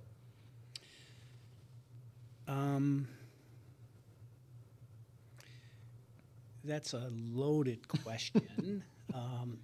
Relationships are, I don't want to say this the wrong way, but they're work, right? And as fun as they are and as exciting as they are and as great as they are and things like that, but relationships always take work. It's no different than a job, right? And the simple answer is, if you're a man, happy wife, and you're married to a woman, happy wife, happy life, right? Yep. That's one of those things you hear all the time. But it's kind of a two-way street as well, right? Because you can't just always be doing stuff just to make your spouse happy. What about happy spouse, happy house? Yeah, well, I love that one. work. That's even better, right? Yeah. Because it could be 'Cause it's both it could ways. be anything, yeah. But I think you have to. I guess the only advice I would say is. No, it's not going to be perfect every day, and you have to work at it. Yeah, well, yeah, but I think you have to really show people that you care, right? I mean, you're the person that's significant in your life that you're with. You have to show them how much you care, right? It just can't be, as you're walking out the door, giving them a quick peck on the cheek, saying you love them, and it just can't be, a phone call that you're talking about stressful things, and at the very end you say, I love you. You have to show that, right? You have to, do the things. And show that person that you care about them. It just can't be words, right? And that's a hard thing. Yeah. But So for you, it's you grab a pack of Icy Hot on the way home from work. yeah, if you got back aches and if you got an sore inside muscles joke. and stuff, you grab Yeah. some Icy Hot. That's correct. So No, yeah, I think that's very but you got to show good it. advice. I think Yeah. you can't just it can't be just. It's like you said earlier, when you're in a group of people and you're networking or you're socializing or you're getting to know them, it can't be fake. Yeah. If you are in a relationship, you have to show. Gotta be how much you care. intentional. Right. I like that. All right, so you grew up in the 60s and 70s. Well, I was born in 1961. But Yeah. So you grew up 60s, well, 70s yeah, as a kid, before the internet before the internet, and cell phones. before cell phones. I wrote down, what the heck did you do for fun? That was a good question, and when I saw it, I thought back and I go, "Gal, I think about all the fun we had. When, like I said, when you're a kid, and the kid I was in the neighborhood that I grew up in, and the family that I grew up in, we didn't have a lot. Mm-hmm. So when you got, for Christmas, the new set of hockey skates, or you got the new hockey stick, you were at the park all day, Every day, yeah. and we never were inside. I mean, I think about my brother Don and my other kids, my other siblings that were older. We lived in not a very big house, but you didn't see everybody until it was dinner time. Yeah. And if you missed dinner, you didn't get to eat. So it was always, you were out of the house. I mean, so we were always at the park, and we were always outside playing. We didn't hardly watch TV at all. We played games. At night we'd play games, or cards. We played a lot of cards growing up. You like board games? Yeah, board games. Yeah. Our family played a lot of board games. We have a big family. I have a lot of relatives. And that's what we did. We got together with our relatives, and we played games, and we hung out, and we did stuff. But yeah, I mean, we had a lot of fun. But it had nothing to do with what people do today. Well, I think our generation, my generation, and your generation too, is interesting because we both had to deal with the internet in different ways. You had to deal with it while being a parent and being an adult with business and all that stuff. I had to deal with it being a kid, and like all of a sudden there's all this internet stuff and cell phones and stuff. But we both still remember the times before internet and before technology, and I look at those times as great. I agree with you. We were outside all the time, and never was inside until kind of video games came out. And I mean, you guys had like an Atari and stuff, didn't you? Yeah, when I was And you had Nintendo. in high school, I think junior high school, I think we got some of that stuff. Again, we had to, buy it ourselves, or if we were lucky enough, that was a Christmas present. Do you guys ever pool your money together? I can't remember if we ever did. I'm sure we did, but who knows? Like I said, it was mainly, stuff that you could do: footballs, Yeah. baseballs, softballs, gloves. Yep. It was just the stuff that we were involved in. Candy bars. We get candy, sure. I mean, that was the biggest thrill when you would be out working, is you could run down to the store and buy some candy that you How much wanted. was the candy that you would buy back then? Oh, I don't know. It was Like less 25 cents? Maybe, yeah. 50 cents? Maybe. I think I was only making 75 cents an hour at the time I started working, so. I know we kind of touched on this already a little bit, but any other things you want to touch on when it comes to your philosophy with raising your kids? Oh, gosh. Did it work? I think that, when you're a parent, we talked about, trying to teach them good work ethics and trying to teach them, responsibilities. I think if you can try to set a good base for them, right? I think if you can, instill in them that, you need to be around, right? You need to be involved in their life. And I tried to make an effort to be at as many of my kids' events as I possibly could be. In fact, I coached some of the kids. I think if you can get a good base, with your kids and with your family, and teach them, the importance of family, teach the importance of religion if you're a religious person, or just being grounded. I think that will carry them on, into their life. And once your kids are older, like you guys are today, your job as a parent is not over, but it's different, because now you just hope that base that you taught them and the things that you showed them, they now carry on into their life, so that they can live a fruitful life. But now all you do as a parent, when they're younger, you pick them up and patch them up. When you get older, you hope you don't have to pick them up and patch them up. Yeah. But you just you get involved if they want you to get involved. Otherwise, you sit back and you just hope that they do the right thing. But everyone's going to learn their own way. You're going to have some hard knocks, and you're going to learn, even though I may know the outcome of what someone's going to do or a choice that they're going to make. It's hard to share that, because when you share it as a parent, it's like, oh, you're just my dad talking, you're just my mom talking, right? Right. And because you experienced it, and what I think kids forget sometimes, like I did, is your parents went through most of that stuff too. And But you got to figure it out for yourself at the end yeah, of the day. if at the end of the day, if you don't learn the lesson on your own, as painful as it's going to be in some cases, if you know, a lot of times I say, you know what, everyone's got to find their own path, and everybody's path is different. And you know, just because I took one path doesn't mean everybody should take that path. Yeah. It's not for everybody. Just like you and your sisters, you're all on different paths. Yeah. You know. No, so. I think back to when I was a kid, and I mean, when I was younger, I don't know, my memory's awful, so I don't remember a ton of moments where it's like, oh, that was like a good parenting moment. I just always remember having fun, always having my parents around. But as I got older, I do appreciate, like, thinking back. I mean, I started dating Ashley at 15, for example. Like, that's 5 years for where Jameson, my son, is at right now, and that's crazy to me. If he had a girlfriend and was like in a relationship that serious at that young of an age, but you let me do it and you let me like figure it out, and Yeah, you you're were there fortunate. It worked out to great. support me in the tough times. There was a time where I woke up an entire hotel in I think it was, where were we, Florida, South Carolina, I don't know, because me and Ashley were fighting. And you know, I'm sure you're like thinking, Probably yep, Florida, I think. yep, you're gonna have these moments, but you always just, I think it's, and that's what I always tell like Ashley, and we agree, like we have to kind of let the kids experience some things, even though we know it's probably not going to go very good, because they need to learn themselves. We can't just tell them everything, you know. I mean, you know, if they climb up in a tree, the chances they could fall down and get hurt.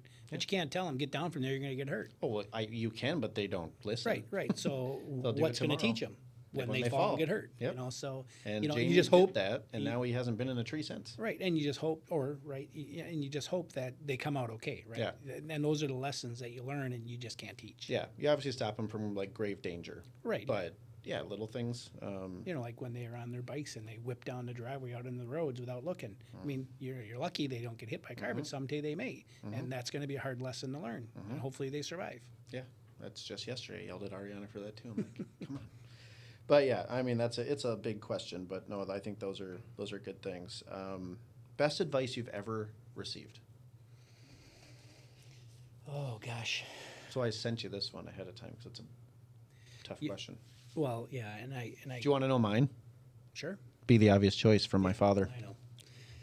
That's absolutely I remember when you maybe remember this better than I do. I'm trying to remember I remember it was in your office at the initial Blaine office, Right.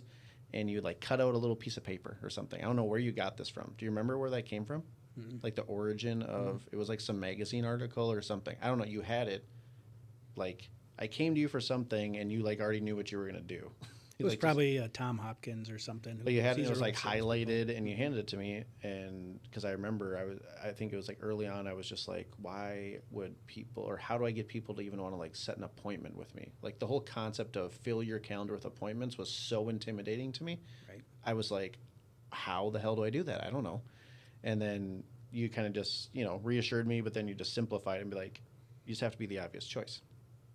And once you explained it, like, if you're not getting those appointments and someone else is, why is that? Like, you need to go and do the things that you need to do to be that person. And so that's mine, which has led to so many amazing things in my life. And also I've passed that on to so many of my team members and just other aspects of my life. So that little piece of advice has really shaped a lot of things for me. But what could you say for yourself? Well, that's one, of course, but there's a lot of things. I mean, I think over the years, there's so many different people you come across and you bump into that share little tidbits of wisdom that just kind of go, oh God, that's simple, right? Just focus on that. I think, again, to attract business and to build your business, you definitely have to be the obvious choice. But, part of that is if you're going to succeed, right? If you're going to make it, it's totally up to you. And if you don't put that effort into it, you're not going to make it. So one thing that I've learned over the years is I can't want it for somebody more than they want it. And as a manager, the hardest part of my job is I love this business so much, right? I am so passionate about this business, and I want people to have success. And I know that it's hard, but it's simple. All you got to do is the things you need to do every single day. And they don't want to do it. And so you can't want it more than they do. And that's the hard part, because I take it harder than they do. Yeah. When they fail, it feels like I failed. When they succeed, it feels like I've succeeded.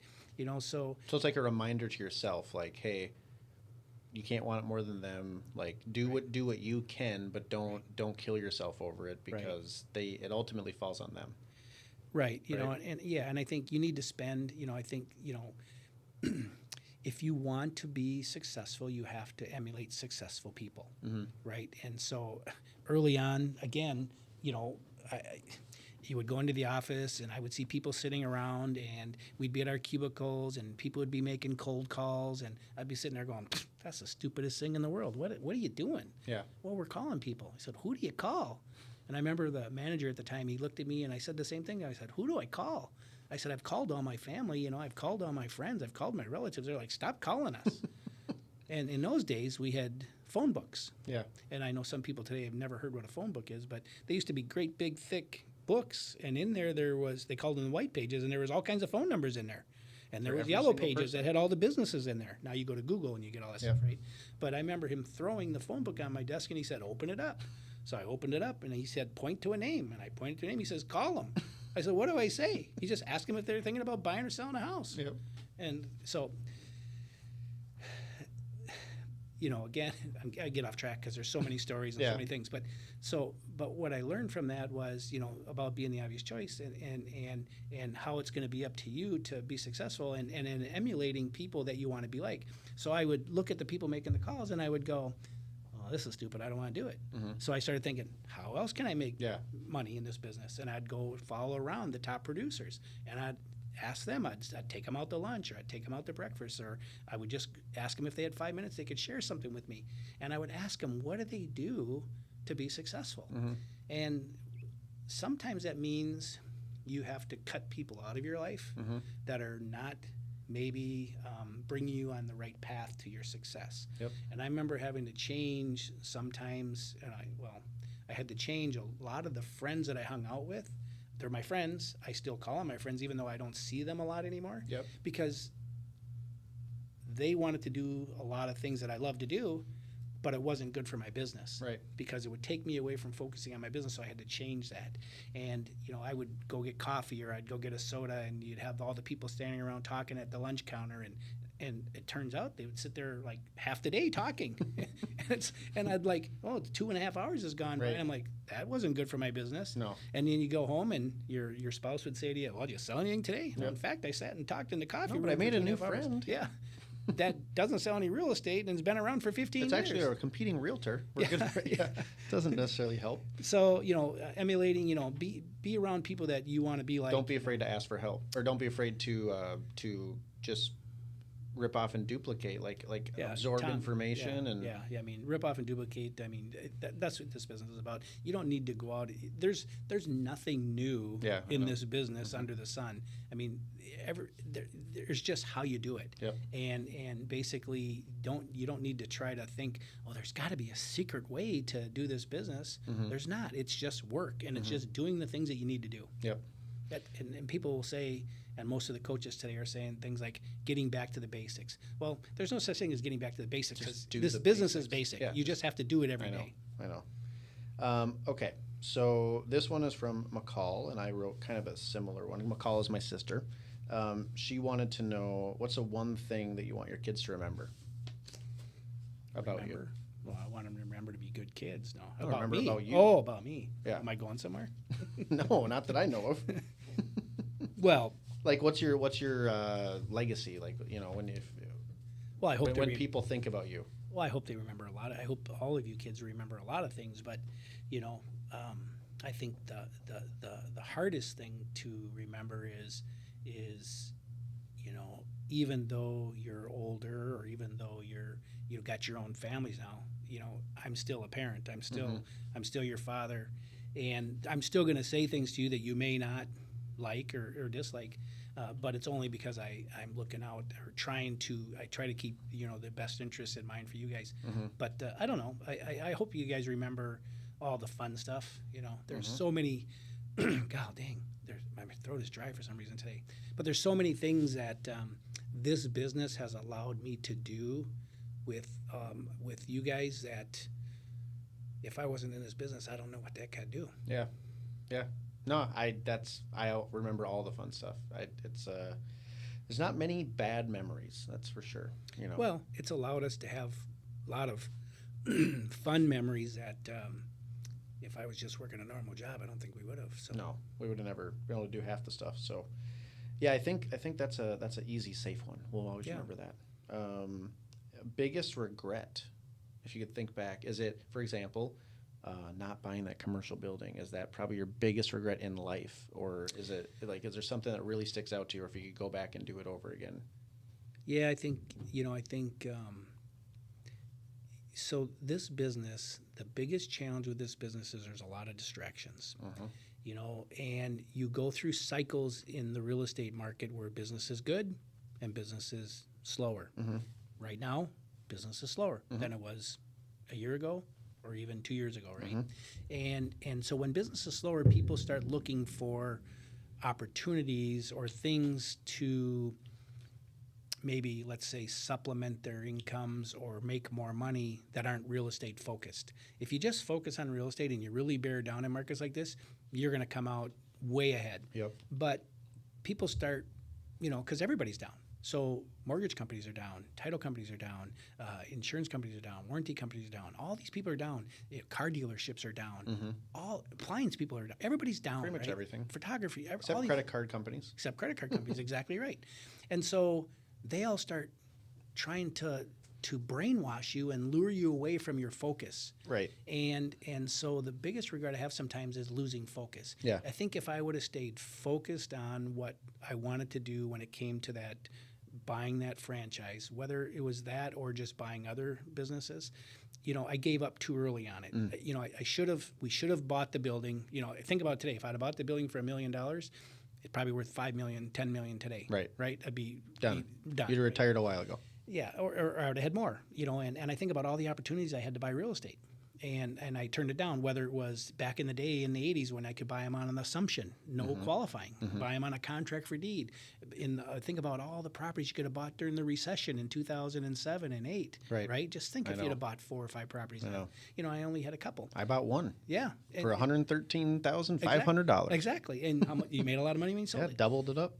But my point is, the regrets I have is when if you don't have a plan in place and if you're not budgeting, for retirement for someday, whether it's through money or through investment properties, or if you're not buying those investment properties, or if you're not setting yourself up for the future, you can't ever get out of this business. Right. I could have retired years ago, but I don't want to retire because I love this business. And I only could do that because I bought properties over the years that give me the amount of income and the assets that I want so that I can retire. Right. Because, as a salesperson, right? You don't have 401ks. You don't have retirement accounts. No. You have to set them up yourself. You have to do it all yourself. But what agents forget sometimes, Tyler, is when you work a job and you get a paycheck, all that stuff comes out of the paycheck before you get it. Yep. But what happens to realtors is they get a paycheck and they go, woo, and they go spend it. Yep. Not remembering, oh yeah, I got to pay my taxes. I got to pay this. I got to set up my medical out of it. I got to, I'm not taking Social Security, state, federal, retirement, health benefits out of the check before I get it. And they spend it all, and then they never have enough money at the end of the day. I was fortunate early on that people taught me that, and so I was always able to budget and have stuff, and that's why I'm in the position I'm in today. But I guess my biggest regret is not staying on plan. I got distracted, not staying on the plan of owning the buildings versus switching to renting. Yeah. And it became because it was a fear. And usually when you have a fear in this business, a lot of people are, and I talked to you about this earlier this year, or maybe it was last year, when people are all saying don't do this and don't do this and don't do this, is when you think, God, I should be doing it, right? When people in the stock market are saying, oh, you should be selling, you should be selling, you should be selling. No, you should be buying. I always say that. I say me and Ashley all the time. I'm like, if everybody's going left, we're going right. Right. Like I can't follow the crowd, Right. and maybe sometimes that's a problem. Well, But at the end of the day, I just think if everybody, the most of the people in America have credit card debt, and most of the people have these issues or whatever, it's like, why would I want to go with the pack? I kind of want to go the opposite at I'd say 80% of the time. Entrepreneurs and people like that, they know that 80% of the people are, sheep. Yep. I mean, to put it, bluntly. And None of my listeners. No. but the 20%, right? The 20% of the people that are successful, those people, and maybe it's 70-30, maybe it's 60-40, maybe it's 90-10, whatever it is. But most people are followers, and the leaders like you who started your own, business, and you're recruiting, and you're bringing in teams, and you're teaching, and you're training, and stuff like I do.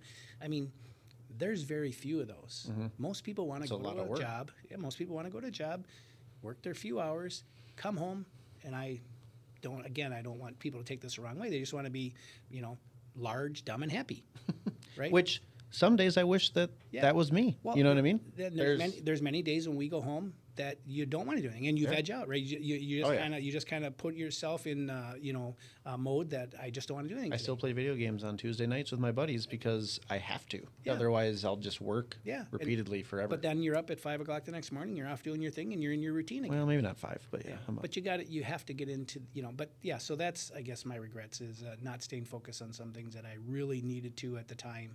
But fortunate, I've had a long career and I've had many chances. The hardest part with realtors is you think, well, I'm going to have as much money next year, or I'm going to make more money next year. Right. And they always think, well, I can plan for it next year. Right. But you need to plan today.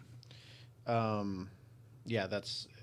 I remember you telling me early on as a manager, and I don't remember the exact stat, but you deal with a lot of realtors, way more than I did.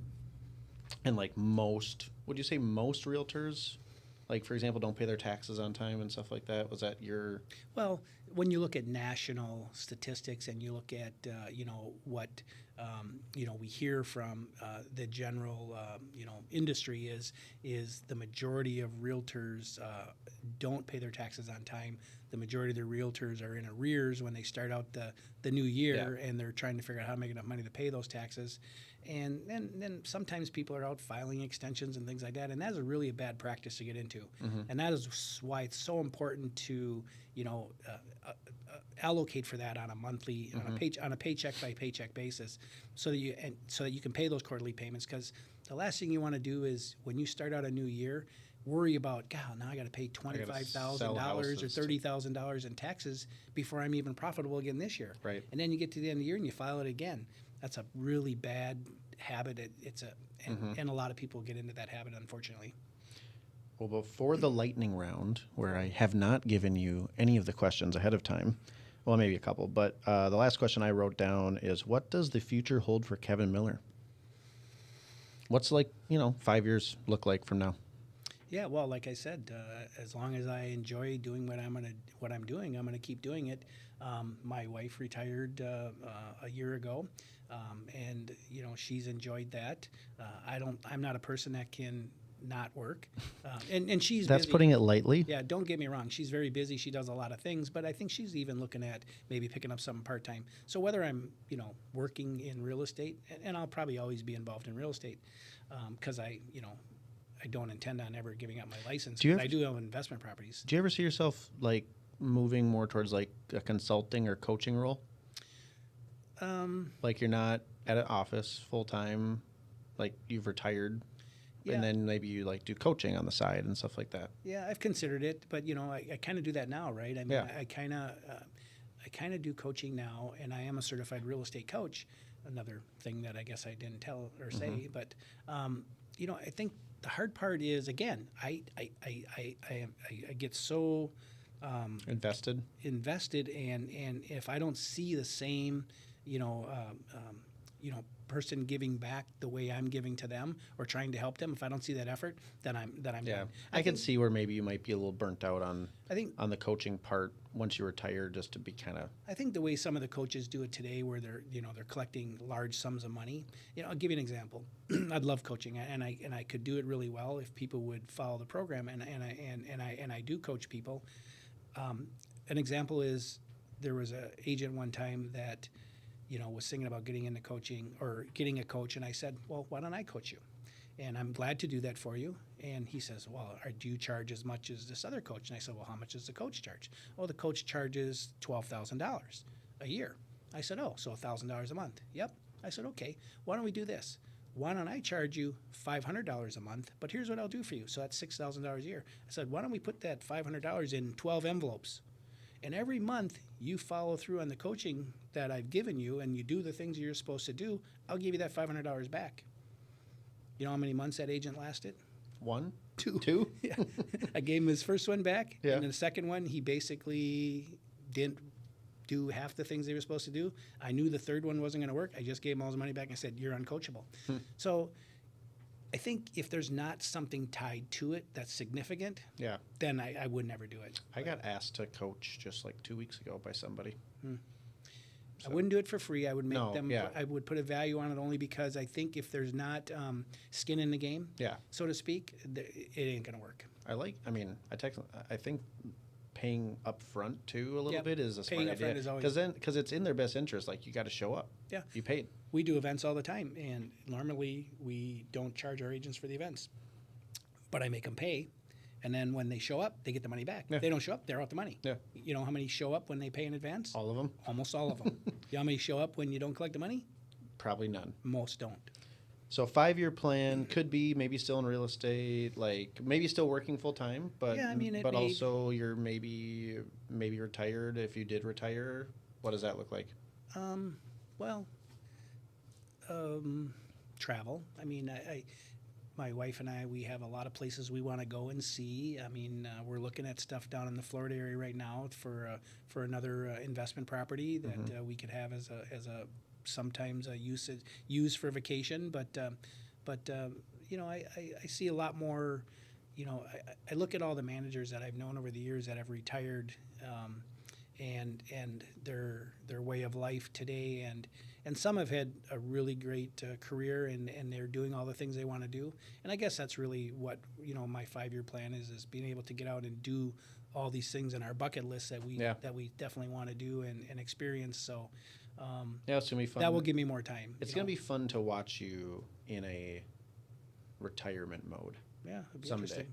Just because, like, again, you're on this podcast because of your work ethic. Yeah, thanks. You know what I mean? And because you're my dad. Oh, but, that's the main. but like, I mean, I can't just have my dad on my podcast. There's got to be a reason, and it's your work ethic. And to think of you as like, you don't have to get up and go to the office every day is just weird as hell to think that. But I'm very excited for that because I think there's like another cool chapter waiting of like your ethic, your work ethic, and your passion is just gonna like totally go into something else.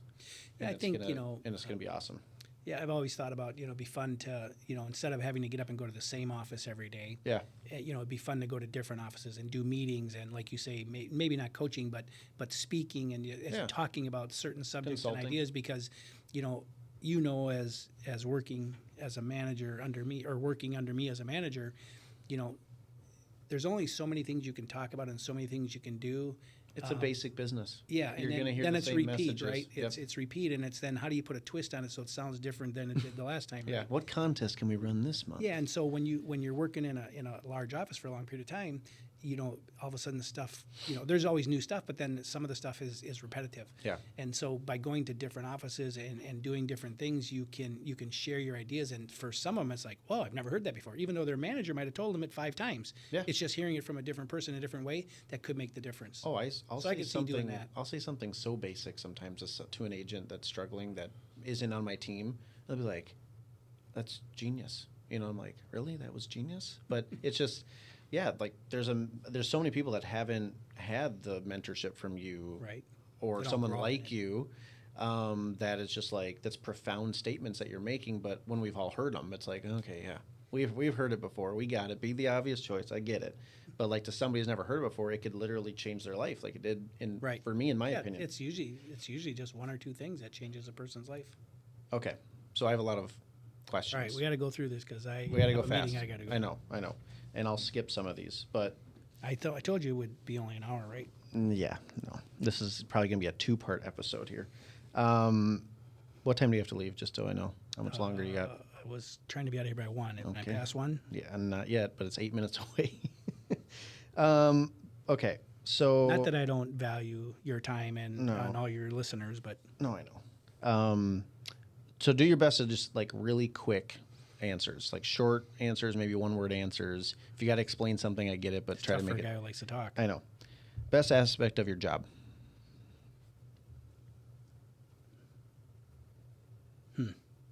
Not a good start. I know, sorry. There's so many. There's so many. You can only pick one. The best aspect, huh? Selling. Okay, selling. Top quality needed to be a successful agent. Discipline. Okay. What's the most common thing or myth you hear about our industry? Like the most common myth. It's easy. Yep, that's a good one. Most annoying thing about realtors? Lazy. And don't take that the wrong way. I mean, I know everyone's a hard worker, but it's just they don't want to do the things they need Inconsistency, to do. laziness. Yeah. Yep. How would people closest to you describe you? And I can go if you want, because I'm closest to you right now. Yeah, you should probably say that. I would describe you as you're a complex individual, so it's tough, but you are rigid where you need to be, but inside you are this like little cuddly stuffed like animal, right. Little teddy bear. You're a softie, but in a good way. Yeah. You're emotional in a good way. Yeah. But you don't always let everybody see that. Nope. So that's the way I'd describe you. If you won $10 million tomorrow, what would you spend it on? Well, I thought about that too. If I won the lottery, what I would do, or if I won $10 million.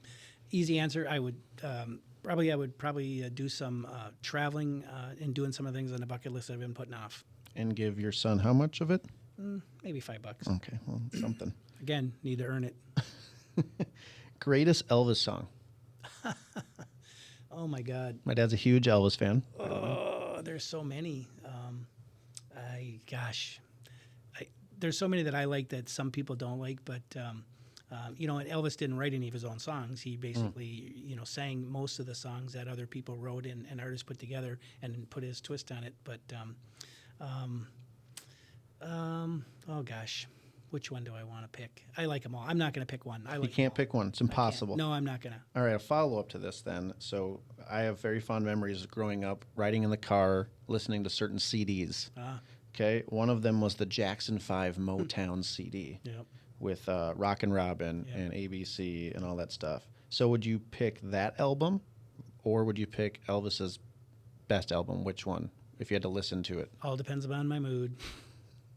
He's mysterious. He won't give the answer. Yeah, no, I think, when you're eclectic when it comes to music, right? I mean, there's certain days you want to hear a certain kind of music. And, some days I listen to country, some days I listen to rock and roll, some days I listen to pop. We had a good Garth Brooks CD. We had a Shania Twain CD. Yeah, and it depends on who's in the car with me, because usually you guys got to decide what we were listening to. That's true. Unless, what happened if they had bad words on them? CDs got thrown out the window. CD got thrown out the window, yep. For those of you that don't know what CDs are, they're a round little disc. It's a compact disc that you put into a player on your radio. Yeah. So this is from Madison. What was your favorite activity to do with your friends in high school? Favorite activity? Yeah. Oh, gosh. Just...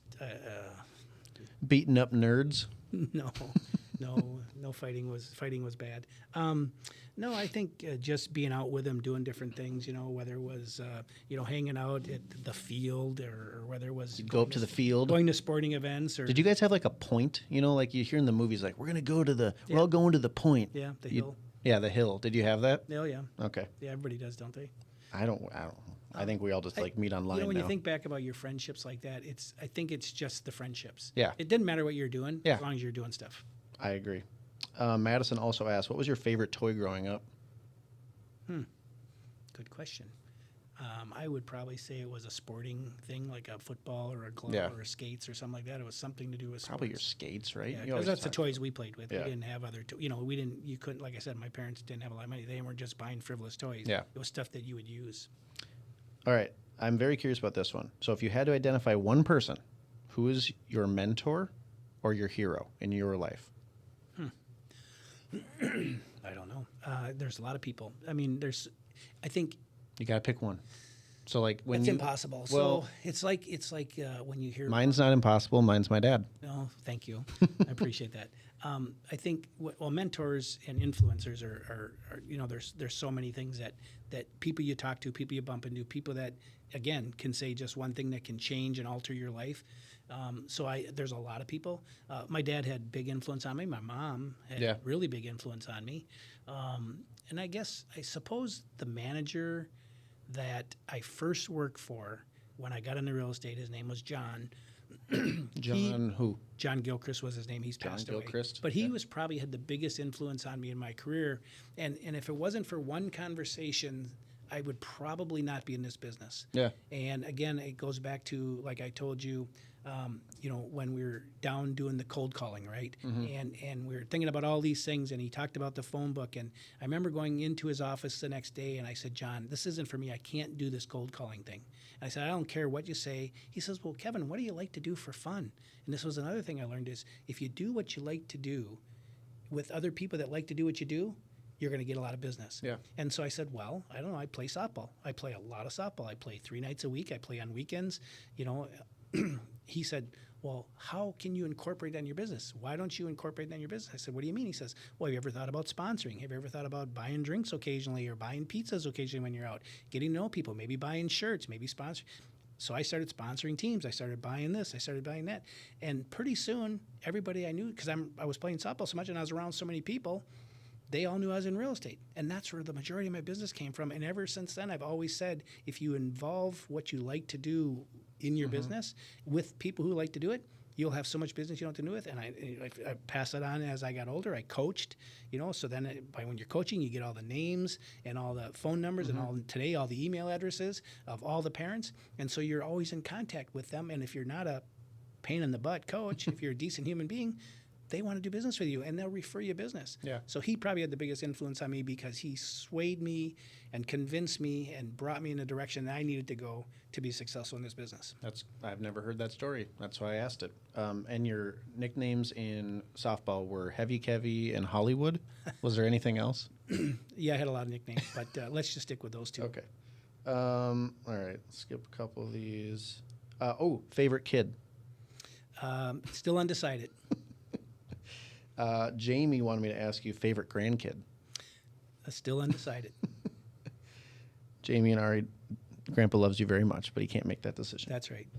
They're going to watch this. They're going to watch this at night when they fall asleep. It would have been easier, however, if when I called Jamie the other day, if he had answered his phone because I was in the middle of the fantasy football draft and I needed to know who to pick. And I knew he would know, but he didn't answer the phone, so he's not on the top of the list. He might have been asleep. He might have been, but he's not on the top of the list. All right. Well, Ariana, you got a shot. All right. Let's skip that one. Oh, this is a quick one. Are we in a housing bubble? Is there going to be a crash? I would say no, absolutely not. I would say absolutely not. I mean, I think there's a lot of people out there that believe that we're in a housing bubble of some sort, but we are not. There's like the prices can't go up anymore. There's no way, so I'm going to hold out till it crashes. Well, I mean, prices could stabilize. I mean, so we have a shortage of inventory, right? I mean, the biggest problem we have in our marketplace today is we have a shortage of inventory. We don't have enough inventory for the people that want to buy houses. People won't get into the market because they can't find the houses they want to buy. Rates have caused a little bit of a concern there, but rates are not any higher than they have, been over the last, if you look at a 15-year average. What was the rate on your first house? Well, my first house I bought on a contract for deed and an assumption, and the rate was 18%, but on the contract for deed it was only 10%. But I refinanced that within 2 years down to a 9% loan, so that was good. But 18%, 17% was the average rate back when I got that wasn't the Boundary Creek Terrace house, that was before that? Right, it was 107th Place. And then did you buy a trailer park or a trailer at one point? No, my first house I lived in was a mobile home. Mobile home, yeah. Because I didn't want to rent an apartment. Did you own that? Yep. Okay. Yep, that was like $10,000. Yep, technically. Well, yeah. So that interest rate was like 20%. Long story short, there's not going to be a housing crash. No, I would say I would say there's not enough market indicators to show a housing crash. Do I see the market maybe changing from a seller's market in the near future? No. Do I see it changing from a seller's market to a balanced market? Yeah, I see that happening over the next maybe year or so. I see a more balanced market. Okay. We need more inventory, however. Right. Let's see. Broadway or Carbonis? Oh, by far Carbonis. Really? By far. All right. The Carbonis in Forest Lake, and I shout out to them because I've had other Carbonis. They're not as good, but Carbonis in Forest Lake, the best. We had Carbonis recently and did not sit well. But Was it from Forest Lake? no. See. Mountain Dew or Mellow Yellow? I'm still a Mountain Dew person only because most places don't have Mellow Yellow. If you had to pick, though. Zero. Like if there was one. Zero sugar Mountain Dew. If health wasn't an option, it didn't Mellow matter. Yellow, if health was Mellow Yellow, if they're Mellow both on the Yellow, table. really? Because I feel like you were always Mountain Dew. I was, but I like Mellow Yellow better. Is More milk, citrusy. is milk or are Milk Duds the best candy bar? Best candy. Best candy is Milk Milk Duds. Duds? Oh, by far. Yeah. By far. Caramello bar is up No, there. God, No, no. Oh, yuck. that's where I'm at. Popcorn or ice cream? I'm changing on that. Yeah. It's always been popcorn my whole life, but I'm changing on it. I'm getting more towards ice cream. Well, but secretly they're though, both bad, I always remember having ice cream sandwiches right? with you Right. all the time. Like you love in my ice cream freezer right sandwiches. now. Yeah, you love them. I haven't had one offered to me in a long time from you. Because you're always on these weird diets. That's true. But I have them in my freezer anytime you want one. Get me a clean ice cream sandwich. Yeah, and good luck. I can have it. So Peppermint you would bonbon. still Peppermint bonbon is still a hard one to pass up. so you would pick ice cream over popcorn, you think? I think I would. Wow. So Well, it depends. not going the way I thought it was going to go. Oh, Depends if I'm at a movie theater or not. this is also from McCall. This is a great question. This is from Jeremy, I'm pretty sure. Oh, gosh. Jeremy said, "Have you ever eaten dinner at a sit-down restaurant in Mexico with no pants on?" Not that I remember. Follow-up question. White What are your wine. thoughts on white wine? White wine. Yeah. We Well, had a very memorable dinner. When you're having fun, you have fun. We had, my dad, he had a lot of fun that night, and it was the white wine that made him have a lot of fun. It was his fun fuel. You guys always tell me, let your hair down. Hey, I had a blast. I thought it was hilarious. Favorite realtor? Oh, gosh. I love all realtors. I do. This one's sitting across the table from him. That's okay. I love all realtors because I know what they go through and I know how hard they work. And I didn't expect an answer on that one. Anybody that can hang out in this business and do this business successfully, I got to give you. Everybody love credit in the everybody. world. Okay. Do you have a few more minutes? Yep. We're getting to the end here. Best vacation spot? You always go to Mexico. Is that where you would say your spot is? The reason I go to Mexico primarily is because you can always count on sunny weather. But no, I've seen some beautiful places. I mean, there's a lot of places I still want to go to, but Alaska was beautiful. Costa Rica was beautiful. Jamaica's beautiful. Yeah, I would say my favorite is Mexico because it's inexpensive for the most part. It's easy to get to. It's a short flight. That's always and nice. You can always count on good weather. And then McCall asked, what's the number one place you'd like to travel to that you haven't been to yet? Iceland. Iceland? Mm-hmm. Go in their lagoon up there? Yep, in the Right. fall I want to get there, but not this fall. Yeah. I would love to go to Iceland too. I've never been there. Favorite restaurant?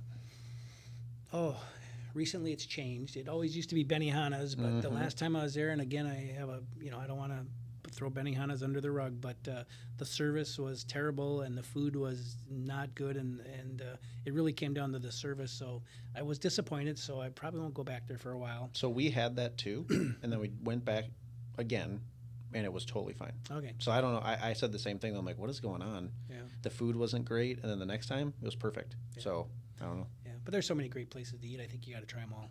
But you don't have a favorite, like right now, like if you. Every place I go to, I have a favorite dish. Well, I know what that is. Right. So depending on where I'm at, I'm going to get my favorite food there. But What's no. your favorite dish to get at your favorite restaurant? What is it? Well, that depends. So Benihana's is pretty self-explanatory. I like to get the shrimp and chicken. Yep. And fried rice, of course. With yummy sauce. With yum yum sauce, yep. Mm-hmm. A restaurant near me, they have the best roasted chicken in town. So when I go there, I get the best roasted chicken. What restaurant's that? It's called the Log Cabin, and it's in Forest Lake. And if you like pizza, again, Carboni's, I believe, is the best. Broadway's good, but Carboni's is the best. What about a gas station hot dog? Holiday, for sure. Holiday's gas station hot dogs are by far the best. I'm telling you. Oh my gosh! I People used to think give, I'm crazy, no, but they are the best. No, you're right. But I used to give you so much crap when we worked together. The office was literally across the parking lot from a Holiday. You could walk to it, and he'd be like, "Oh, go to Holiday and get a hot dog." I'm like, "That's disgusting. Like, what are you doing?"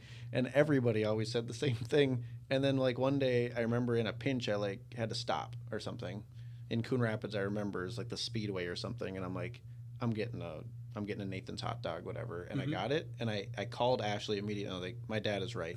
These are really good. And I feel disgusting eating a gas station hot dog. But hey. Once again, I got to let you find your own path. Right, right. You tried. Okay. And I know you don't drink a lot. Okay. You don't drink alcohol a lot. Every now and then you will have a beer, maybe. But if you had to pick your favorite drink, but also it's like your favorite drink and your favorite place to have it. For example, like when I went to a cigar bar in Florida and I got to have an old fashioned in these really tall cigar chairs while having a cigar, that was a really cool, like a moment to have a drink, right? Like do you have any of those moments or any of those spots where you're like, if I go here and I have this drink, it's like I'm on vacation or something like that. I mean, I think, I mean, when I do have, alcohol, it'll be something simple like, a Corona or a Michelob Ultra.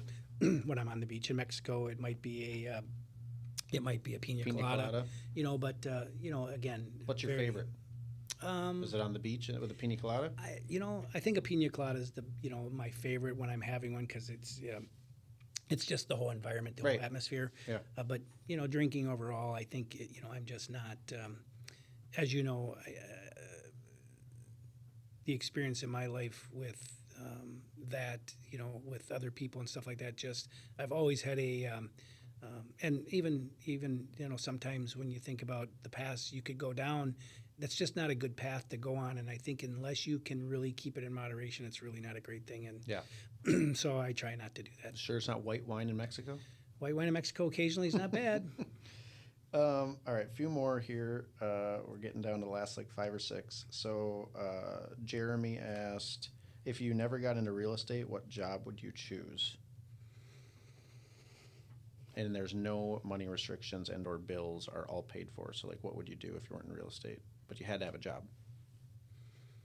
I think I could have made a great attorney. Yeah? But I would have had to go to school, and I would have had to pass all those classes, and I had to have all that debt and all that, spend all that money. But those all paid for, I think I could have been a great attorney. So we should probably set up a fake case, and then you can battle McCall. I help her all the time. I help her all the time. And Jeremy is also an attorney. Yeah, so Jeremy and McCall, we're going to play this thing out. Yeah, I help her all the time. I can be the witness, and you guys can grill me. If it wasn't for me, I don't think McCall could even compete in court. With all the arguments taught her over the years? That's right. Jeremy is McCall, my sister's husband. Jeremy also asked, do you think Jim Winter will ever make it as a professional bowler? Jim Winter. Jim, if you're listening, I'm not laughing at you. I'm laughing with you. But no. Jim Winter is Diane, your sister's husband. So here's what I'd say about that is, again, I'm not faulting anybody for having a passion.